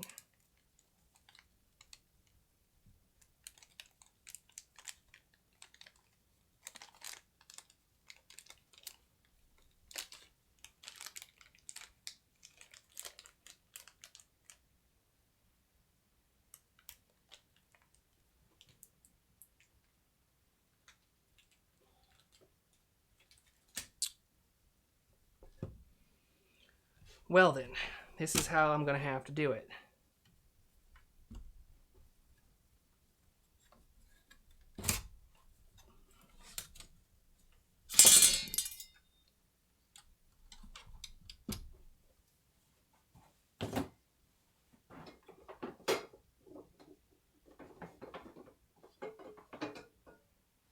Thermally approved permanent mounting tape on my bracket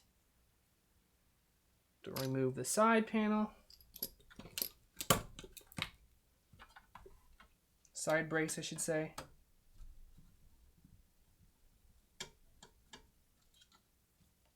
I don't know if it's going to come in with screws at all.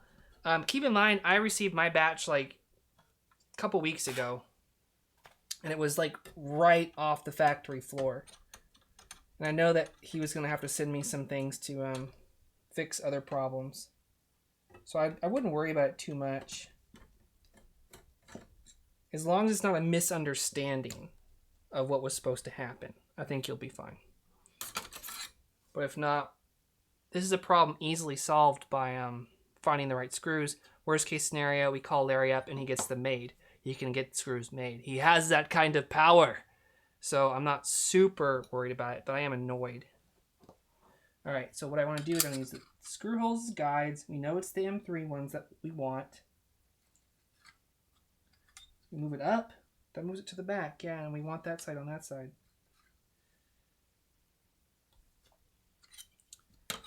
Okay, and then we're going to place this like so.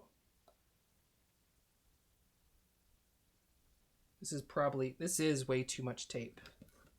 It will never come out.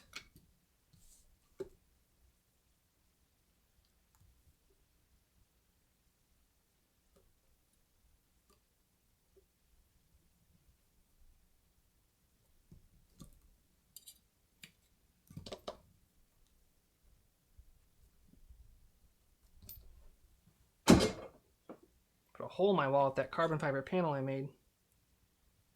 Yeah, check this out. I made this panel for this custom case I'm building out of the good stuff.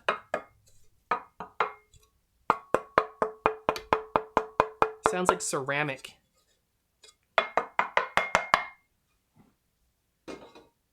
Went through one diamond coated bit to make all the parts I need for that. It was ridiculous.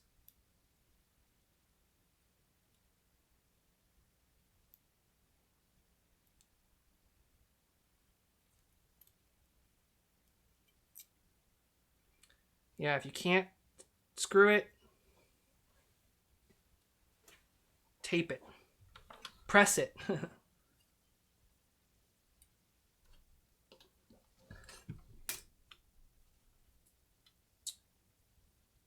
Who's good at putting on phone screen protectors? Because that's what we're doing now, basically. And we gotta get it right.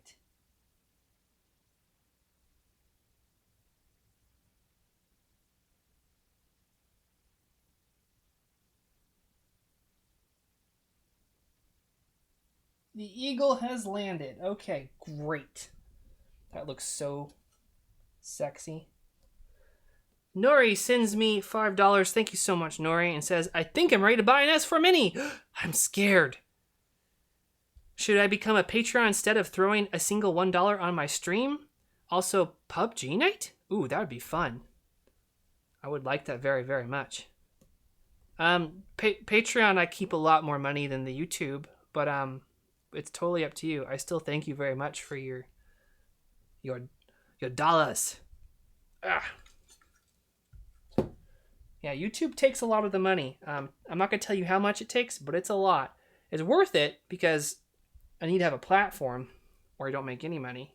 But okay, this is on there. This is on there forever and ever, unless I use a heat gun.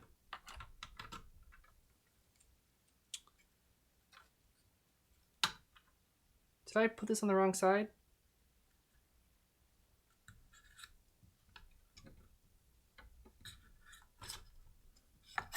After all that, I'll be right back. I gotta use a heat gun.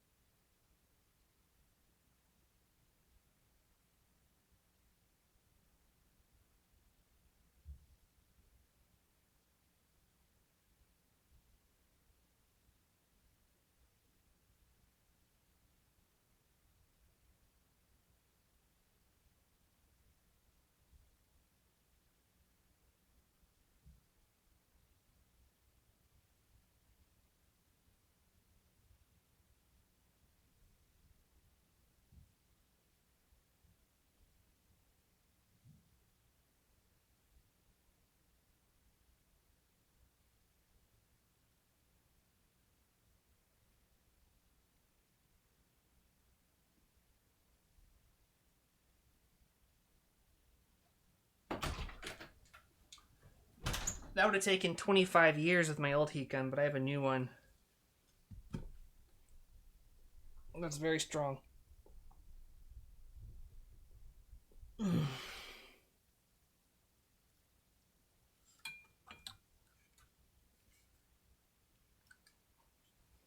looks so cool, doesn't it? With the vents going through the sky slots. Can you see that on camera?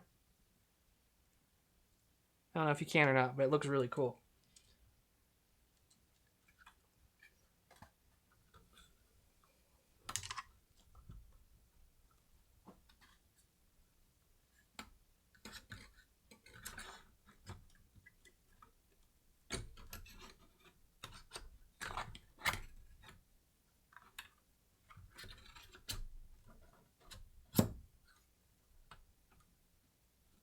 Bingo.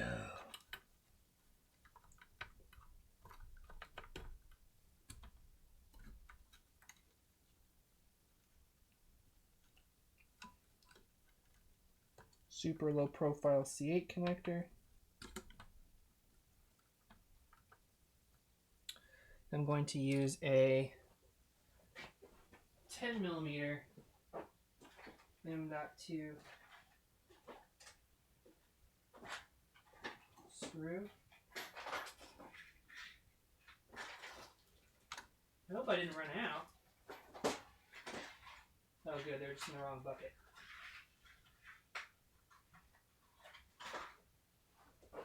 Because this will look nice, I'm going to use a nut on the back side.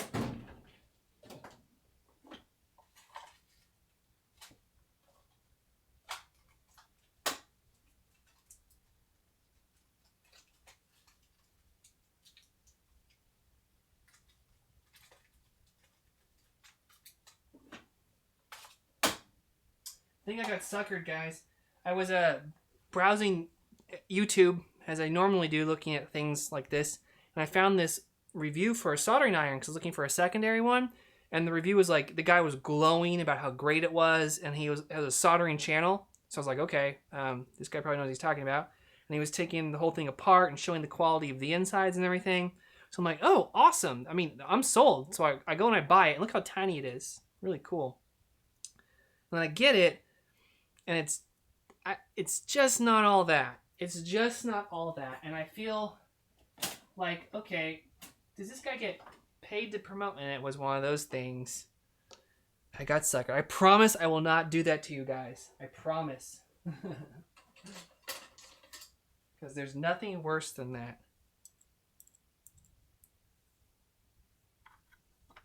Well, that's not true. There's a lot of things worse than that, but...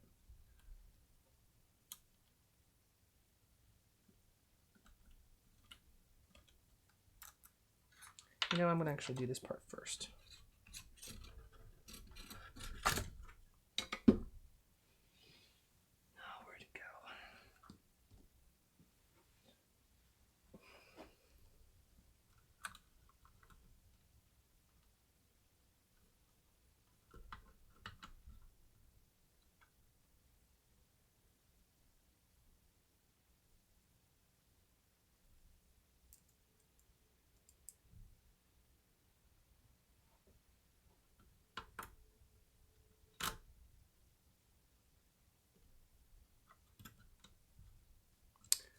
Oh, they take much more than 30%. They take much more than 30%. But again, it's what does YouTube give me? YouTube gives me access to you guys streaming 2560 by 1440 video with no caps. So, and it's pay as you go, right? So, if I was paying like for my own CDN, it would be much more money.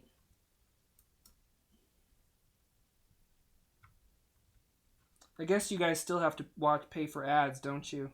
Because I can't disable ads or not on my live streams. Do you guys, does an ad pop up every now and then? I really have no idea. I don't see the monetization on that side of things for the live stream.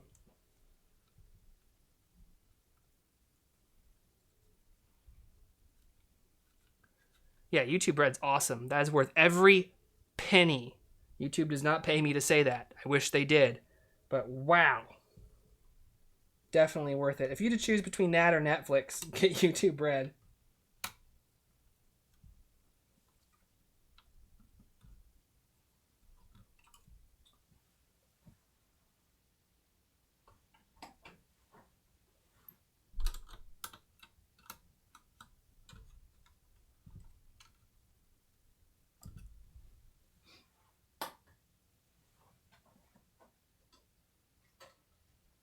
All right, we're almost back on track. I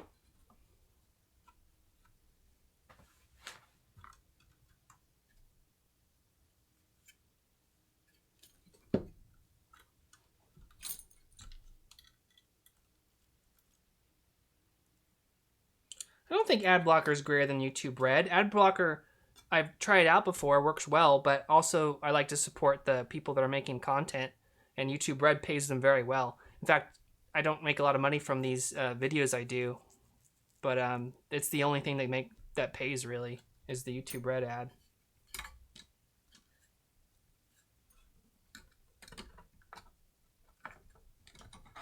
mean, there's tons and tons of tools that you can buy, that you can download, right, to make YouTube better. But YouTube Red's nice because you can download content on demand, which is nice. It works really well for queuing up the next videos if you're like listening to music. Guess I should not say it's the best ever, but I think it's worth the money to me anyway. I need to depin this.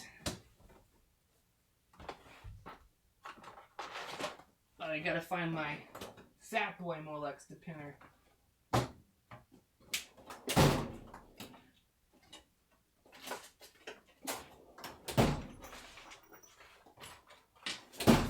Here it is. So I want to take this one, right? And this one off, and then plug these two in. The cables are wrong on this batch, or specifically the ones that Larry shipped me, but he's fixing that problem. Oh no. It'll work on this one, but not on that one? What am I going to do?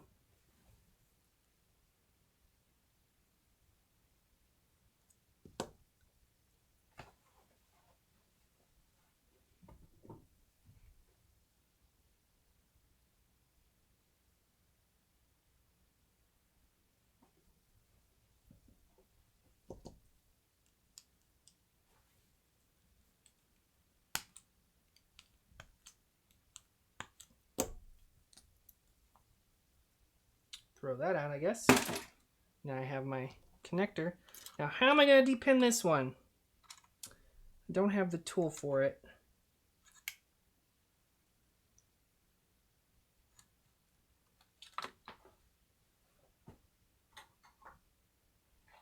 I could go solder it. I'd probably end up doing that.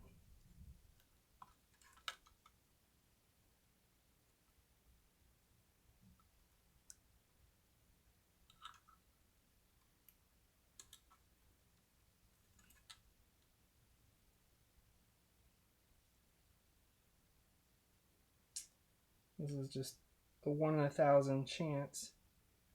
It's actually 1 in a 360 chance. Oh man.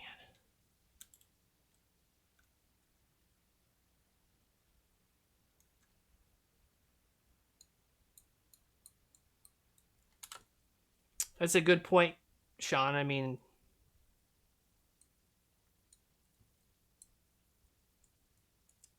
I guess it depends on how much people donate.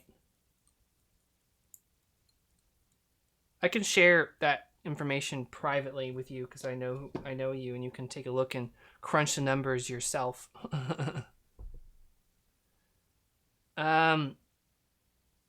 Sanctum Sleeving, Nori. Go contact Joe at Sanctum Sleeving. He will do an excellent job for you.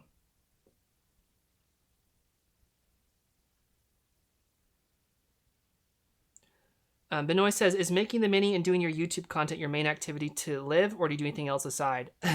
YouTube makes no money. YouTube has not paid for my camera yet. I mean, it's very, very low. I use YouTube for fun, and it is advertising, so I can't say it makes me no money. It's advertising for my product, which is the mini. I'm not shy about that. The mini is a main driver. It's the core product, I should say, that every other product I make focuses around. I make money off of things like the full builds, doing what I'm doing now. So thank you for supporting me by doing those. My buttons, my on-off switches, I make money off of these. I make money off of bezels and accessories. The mini, I put a lot of the money into the actual computer case itself. I was at the point, of course, where I could make some money off the mini, and it was great. It was amazing, but with things changing again, probably have to start over on that. But this is how I make my money now, is doing accessories and custom jobs and stuff like that. But I do a lot of stuff to pay the bills. A lot of different things. Yeah, I used to work as IT. I did a lot of IT work, which is scary, I know, but you know what you know, and you don't know what you don't know. Did stuff like work for hospitals and install computers and wire some stuff up. Worked for a radio station, kind of doing basically all their IT work they found. Then I had a was in a startup for live streaming, and I built the boxes and cases and stuff, and that's how I got these power supplies started to get made, and the ribbon cables, and my case was basically I found customers who were buying the live stream products with that company and said, can you commit to X number of these products? And they'd say, yeah, okay, we can. And then I'd go to the manufacturer, or after finding 3 different companies, and be like, okay, now can I get this manufactured, this custom thing manufactured, and then I could make them happen. And from there, kind of an industry spawned, and I don't need to worry about that stuff anymore. And of course, that company went belly up, and I never got, I don't want to say I didn't get paid. I got paid a little bit, but very little, far less than minimum wage. But it was good. It was still a fun experience.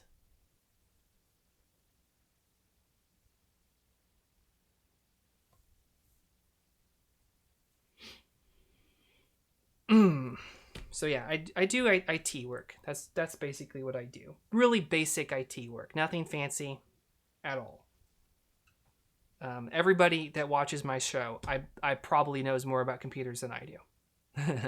But I specialize, and I do what I like, and I try to do a good job. So, and I'm willing to fly out. So for some companies, that's definitely worth it. But like I said, building computers is my main gig now. What was I doing? Oh, I was realizing that I'm going to have to cut and solder these because I do not have the tool to depend this side of this connector.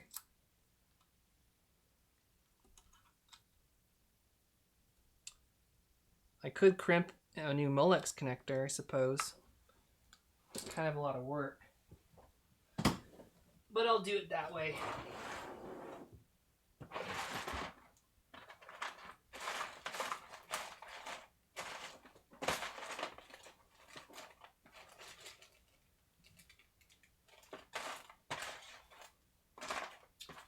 If I have a Molex connector for it.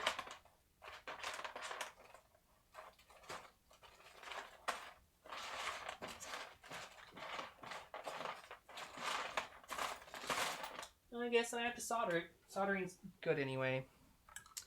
Alright. Let's do it that way.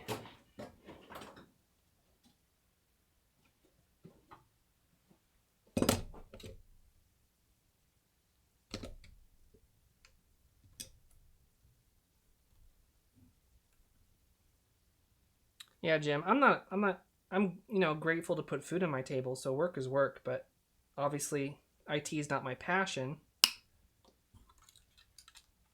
Building these computers is. Well, designing them and interacting with you guys.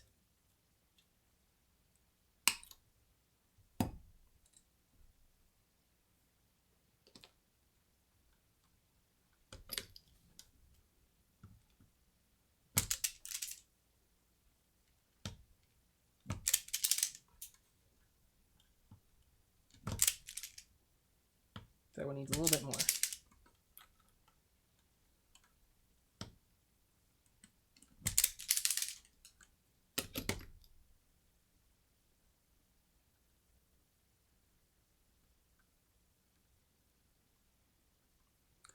You're gonna have to contact him it's literally contact, I believe, at sanctumsleeving.com. I've been bugging him about getting a website up for some time, but it's Joe. He has a Facebook page, I believe, Sanctum Sleeving. But it's not like a big company or anything. It's just a guy who is really good at sleeving, who will do custom stuff for you.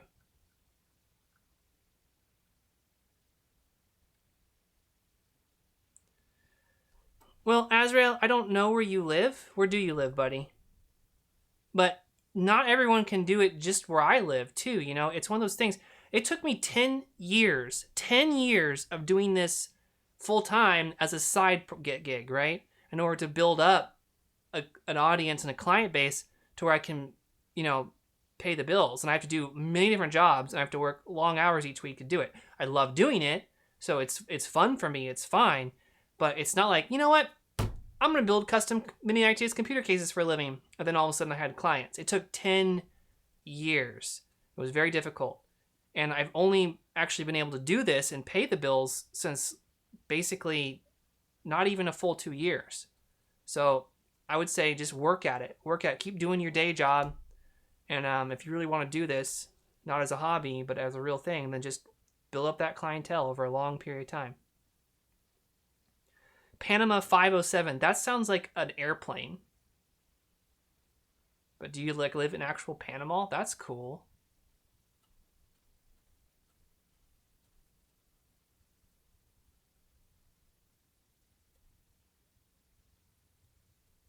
I should come visit you if I go to Panama.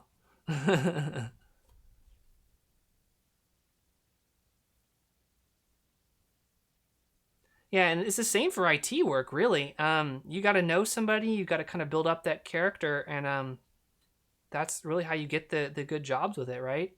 Or be really, really skilled and have a ton of degrees and stuff. Like I have friends who do IT full time and they make really good money, but they've had to do so much work and they're so knowledgeable, right? They have certification after certification after certification, and they've really put in a lot of time and education into it.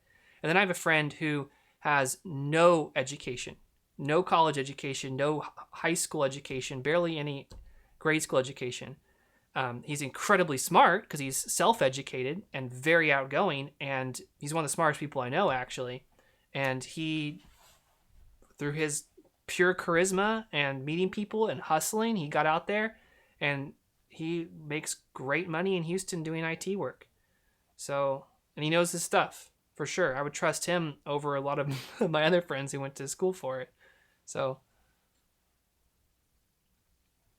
but yeah, then I have another friend who, again, is really educated, has his certifications, has spent all the money he has doing it. He's also very talented, very knowledgeable, and he has to work a second job at like less than minimum wage. It's minimum wage. You can't work at less than minimum wage, but he's having a real tough time. So it's like it's not fair. Life is not fair. It really isn't.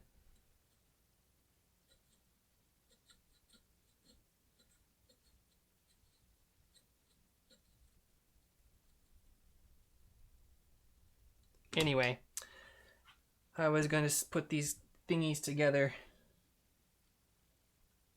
I'm going to assume it's red and black and white. No, I'm just kidding. We happen to know that for a fact because we just cut it. Where are my...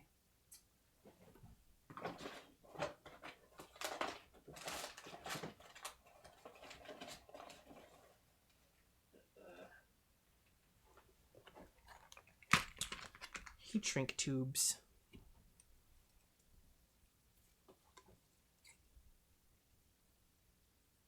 I need 3. So cutting the 3 places would be good.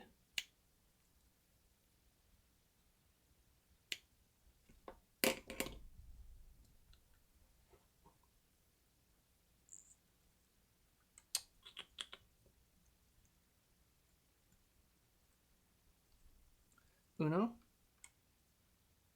Dos. Actually, I need 2 because I'm not going to use the grounding cable.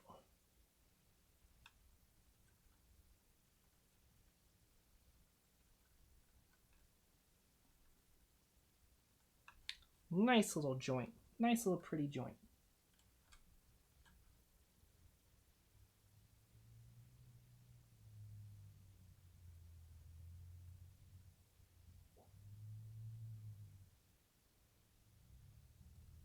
One, two. I will be right back.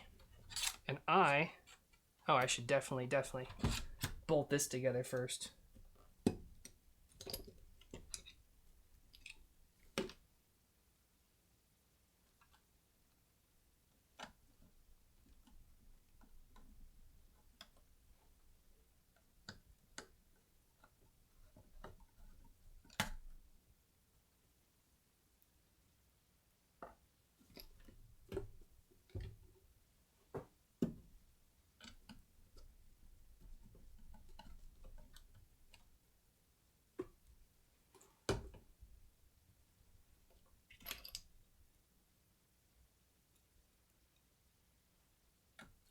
You guys notice something? It's like been how long and my camera battery hasn't dead yet.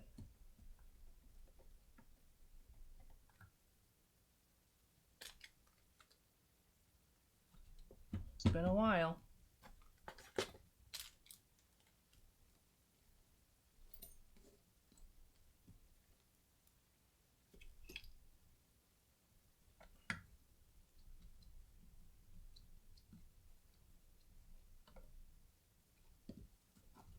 All right, I'm gonna go solder this. I'll be right back.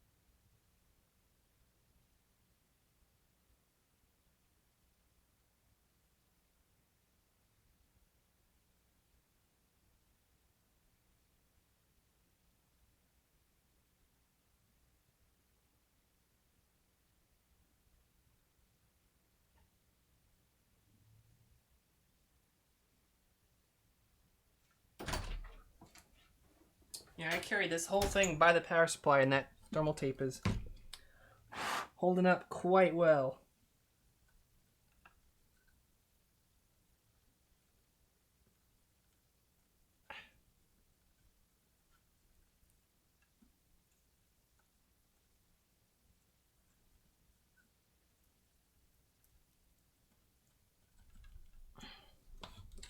I need my heat gun.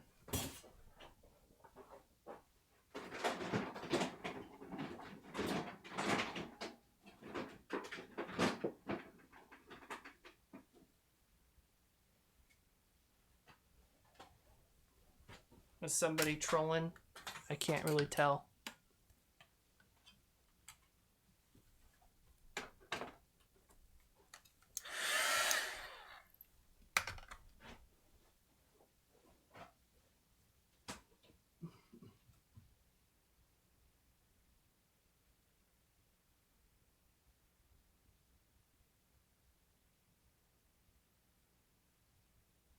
Yeah.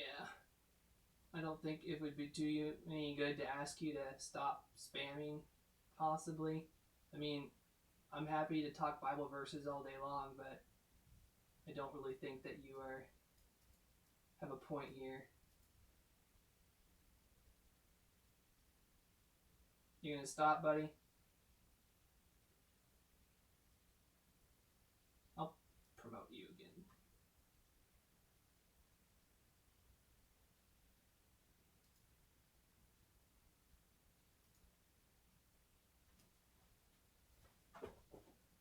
Alright, Sean, if it happens again, you know what to do.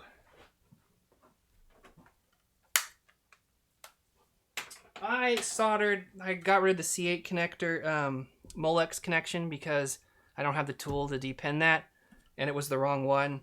Larry's fixing them in the batch he's sending. So I solder them together, and I'm going to heat shrink it.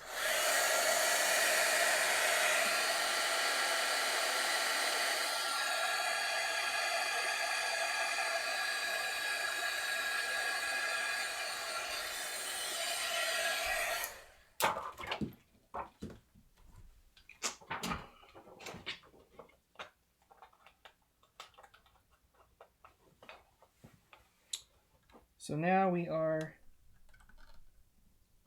done with that. And I have this little pigtail right here for the ground, and I can ground through the case.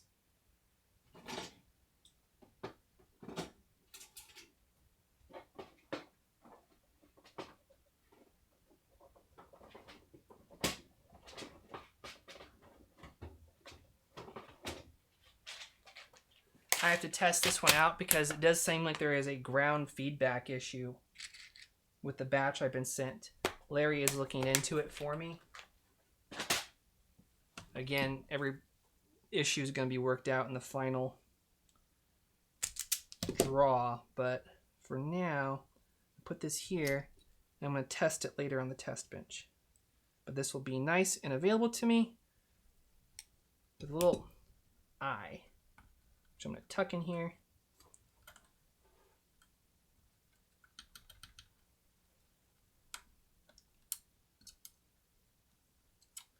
Oh, and I'm going to screw in my graphics card because that's ready for me.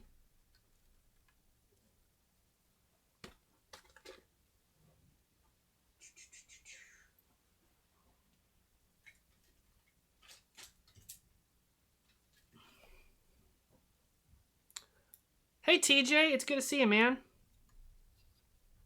I'm having a good night now that you're here.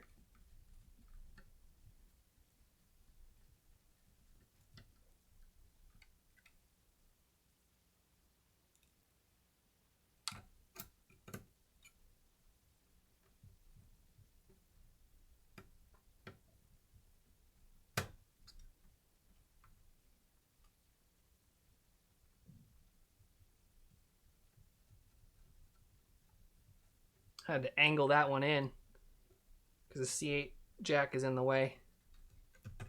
We're all good. Pop my little DVI cover on. Display port. Beautiful. Beautiful, beautiful, beautiful. There's not a bunch of cables or connectors in the back now too, so it's quite neat, and it will be covered completely by the side panel, so you won't ever see it. No, I was great before you got here. Now I'm just good, T-Jaws.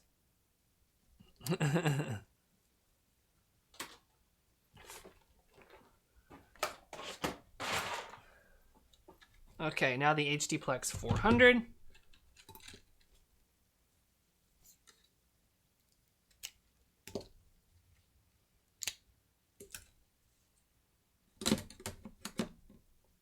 Slap it in on the front.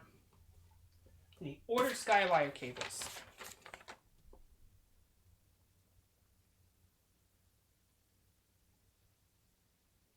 He did not. But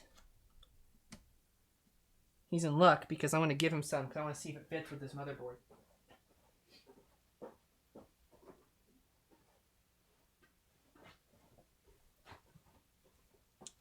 Stock HDPlex cable, NFC Skywire cable. Oh, I bent it the wrong way.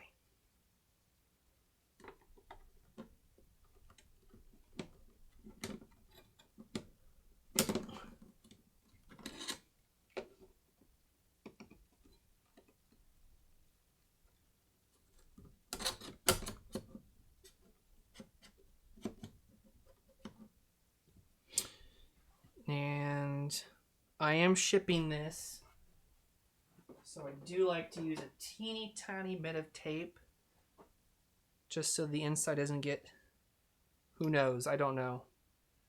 I just use a teeny tiny bit because in shipping weird things happen.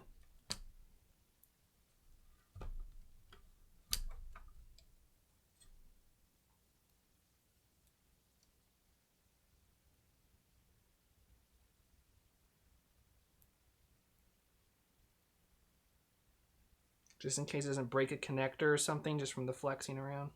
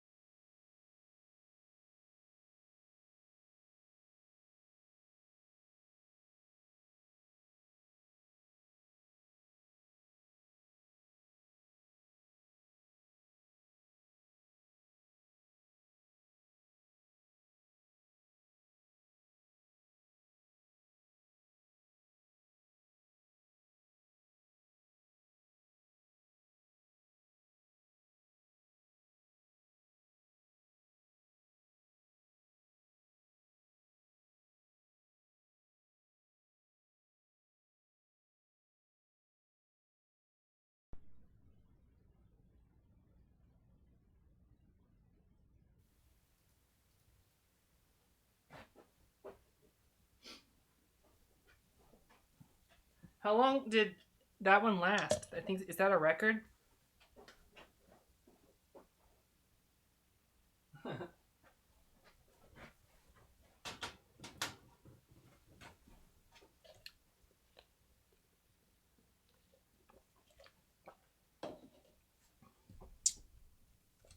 think that's a record.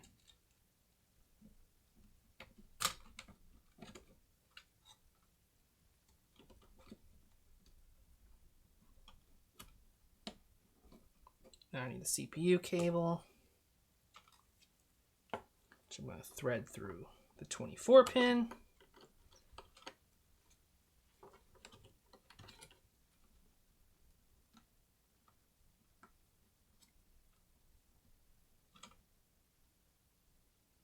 That's the PCIe dummy. Isn't it weird how it lasts so long sometimes, but others it doesn't? I don't understand that. It's the same battery.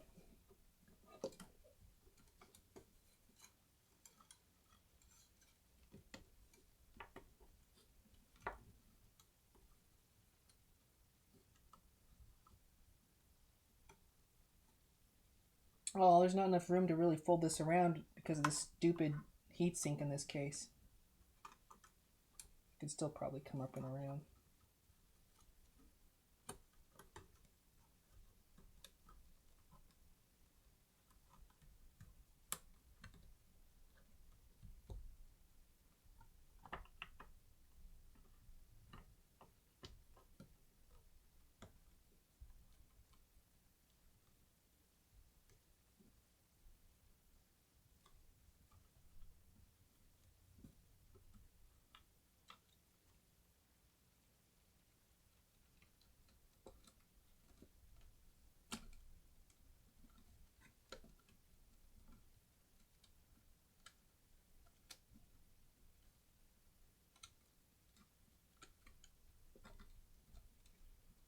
I'm going to run this in the top frame. I hope I can run my Sky Bracket Duo without having to start over again, but we'll see.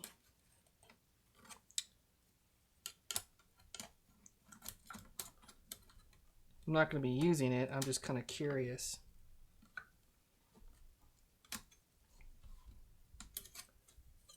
I don't even know if we can use it or not.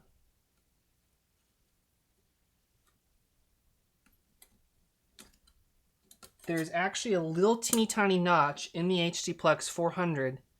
So if you're using my second set of slots, you can mount the Sky Bracket Duo, which is interesting. But you have to mount it. I guess you don't have to mount it backwards. You don't have to mount it backwards. Cool. And you could actually mount a drive there too. Yeah. So Sky Bracket Duo has full compatibility. I guess I'll put his in for him, even though I'm not technically going to use it.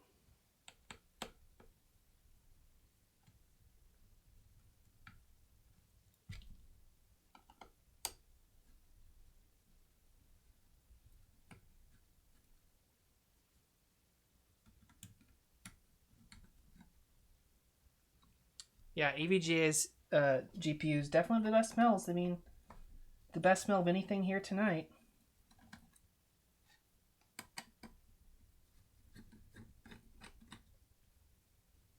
A lot of screws I've done do.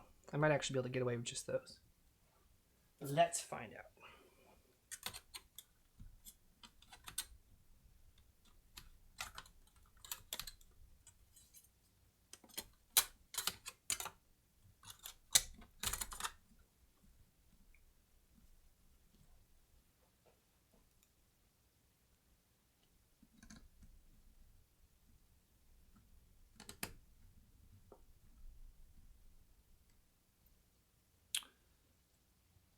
Whew.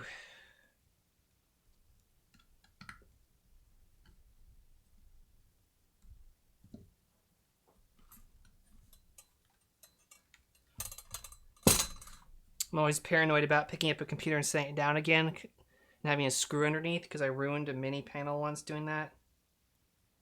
That was not a happy day. It was not a happy day at all.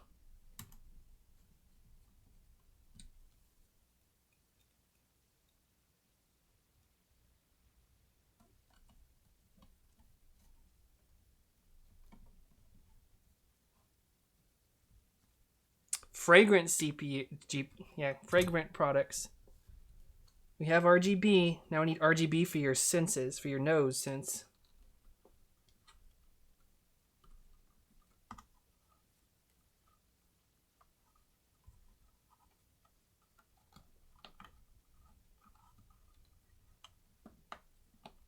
Tuck that down all nice and neat.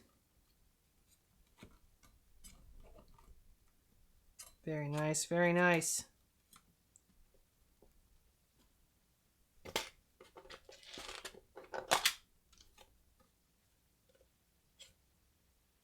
This is the wrong lid.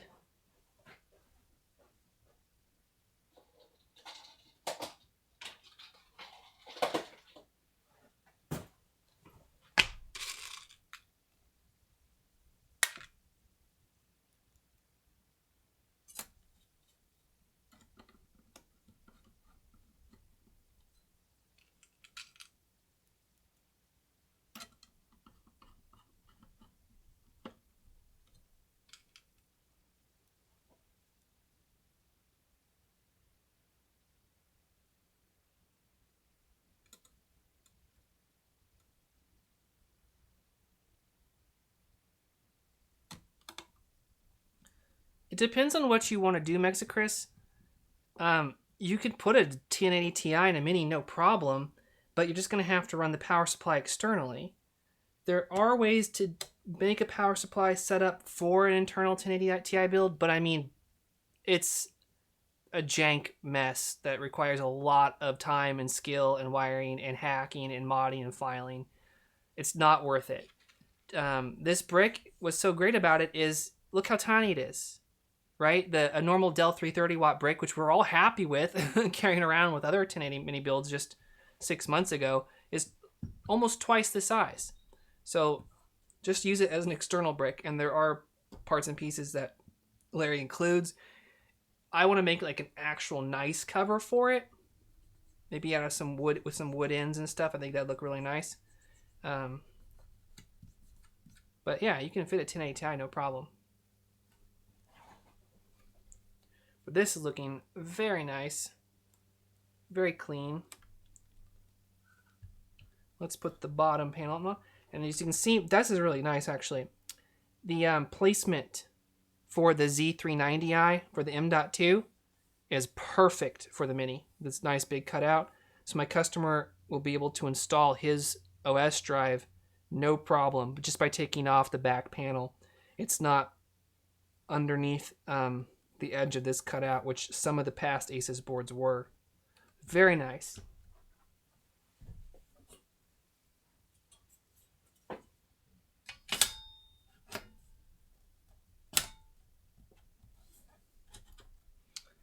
Nice, precise fit.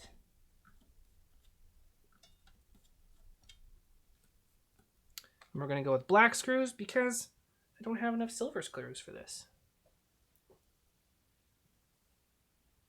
Ooh, an RGB enclosure. That'll be my next big venture. Aftermarket power supply housings for HDPlex products. You thought I was niche before. You had no idea just how niche I could get.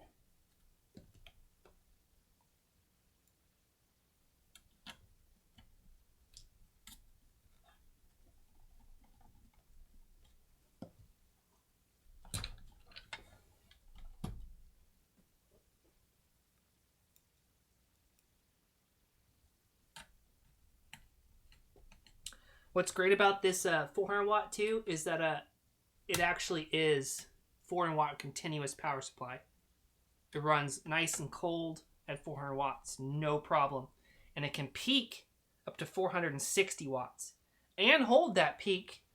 I don't actually know. I don't know how long it can hold it. It might hold it indefinitely at 460 watts. We found that the HDPlex DC actually will overheat first, which I've never had happen before. So it's a very tough unit. We made more progress on the Laser 3D case this week, thanks to Kevin actually pushing me along. I hope we made more progress. We did some more modeling. He made a prototype. His prototype is good, very well done, but there are some things I know about mini formats and layouts that he wasn't aware of, so it won't work for all configurations. So I submitted to him some more 3D. So he's going to take a look at it and try to implement my changes. We are in that creative mode where he has some ideas on how things should be, and I have some ideas on how things should be, and we're trying to work through that. And I really respect his design chops. So instead of just saying, no, let's do it my way, I'm trying to think about it. Put this right here. And now we will put the bezel on. Oh, take my RAM out before I forget. This is my RAM.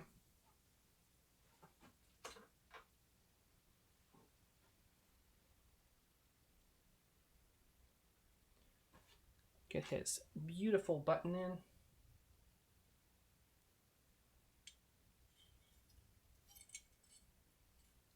Water cooling brackets for the Mini. That would be niche. And actually, I do sell one. I have one. You can make it yourself with the plans I have, or you can buy one from me.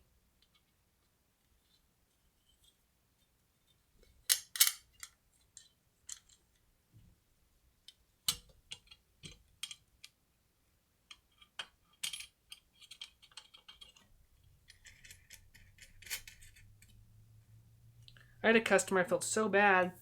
The Mini's out of production right now, right? But he had the first Mini with a physical defect. It was missing one of its standoffs. And of course, he was a foreign customer, so it wouldn't be easy to have him sent to me and fix it. But he was really, really kind about it, real patient, great guy.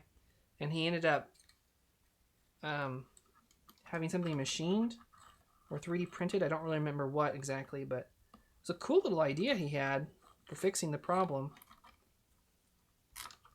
I don't know why I told that story, but I did. Oh yeah, the point was, pretty happy to get through all those minis and have just one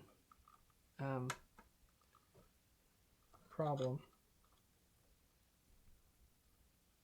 that made it out.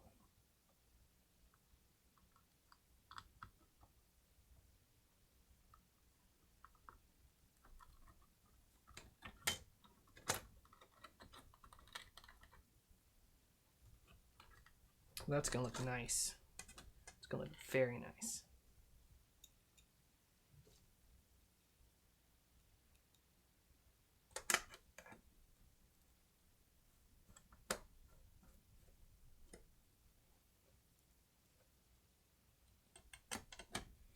After this is assembled, I need to get the parts that he's sending me in the mail. But after it's assembled, I go through at least 3 days of actually using this system as my system. And I think that's one of the best ways to test a computer, because you can run a suite of benchmarks and stuff, but it never really will for sure prove to you that your system is stable. But just by doing normal everyday operations, you can find that out. Of course, I do run a ton of benchmarks in it. I do a burn-in test first, making sure that all the parts are working correctly and properly and everything. And then if anything fails, then I send it back. I usually buy my parts on Amazon so I can get fast turnaround.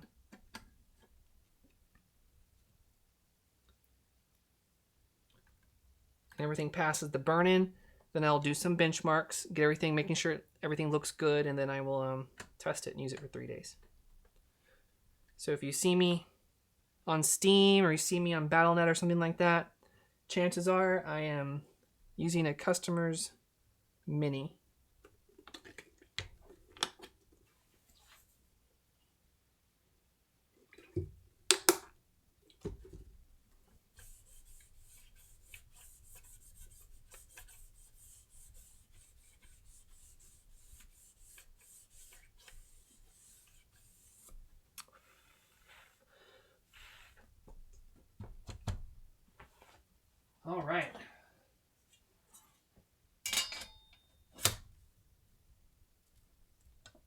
won't bolt that up because I need to put the RAM in there, but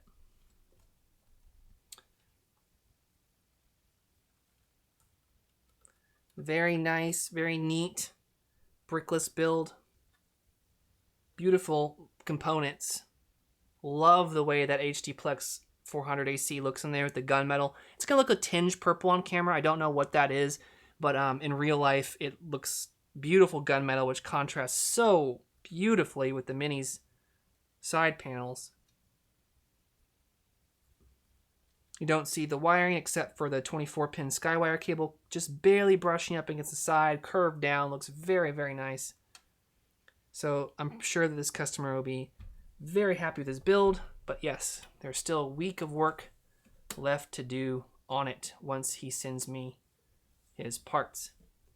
So for now, I'm going to put this over on the working on shelf thing, Majik. And I was going to do more because I have a lot more to do, but it's amazing how much time gets eaten up in these live streams. And yes, I said eat it up, which is what I'm going to go do. I'm going to go eat it up my dinner. And this might mean I have a bonus live stream this week sometime. If not tomorrow, then maybe on Thursday, if I can handle that, because I do need to catch up on this work. And I do these because they're fun to hang out with you guys, but this whole process of putting that Mini together would probably have taken about 30 minutes if I was just focusing and working on it myself. But that is why it's still fun to hang out with you guys. That's why I do it. So I appreciate you guys watching. I'll answer a couple questions if you have any for me before I close it off. But yeah, I want to thank the people who did the super chats. I'll go call you guys out so I don't miss anybody. Live dashboard. Tumor always starts us off. Thank you so much. Reminds us that it's not pleasant to smell. Official Josh review. I believe that's of the motherboard. Captain Veyron. Telling me to listen to the last 10 seconds of my stream for the popping. I think I'll pass on that if it was bad. And Nori Riviera, who is going to be purchasing an S4 Mini and is scared, but don't worry, Nori. We will help you and walk you through.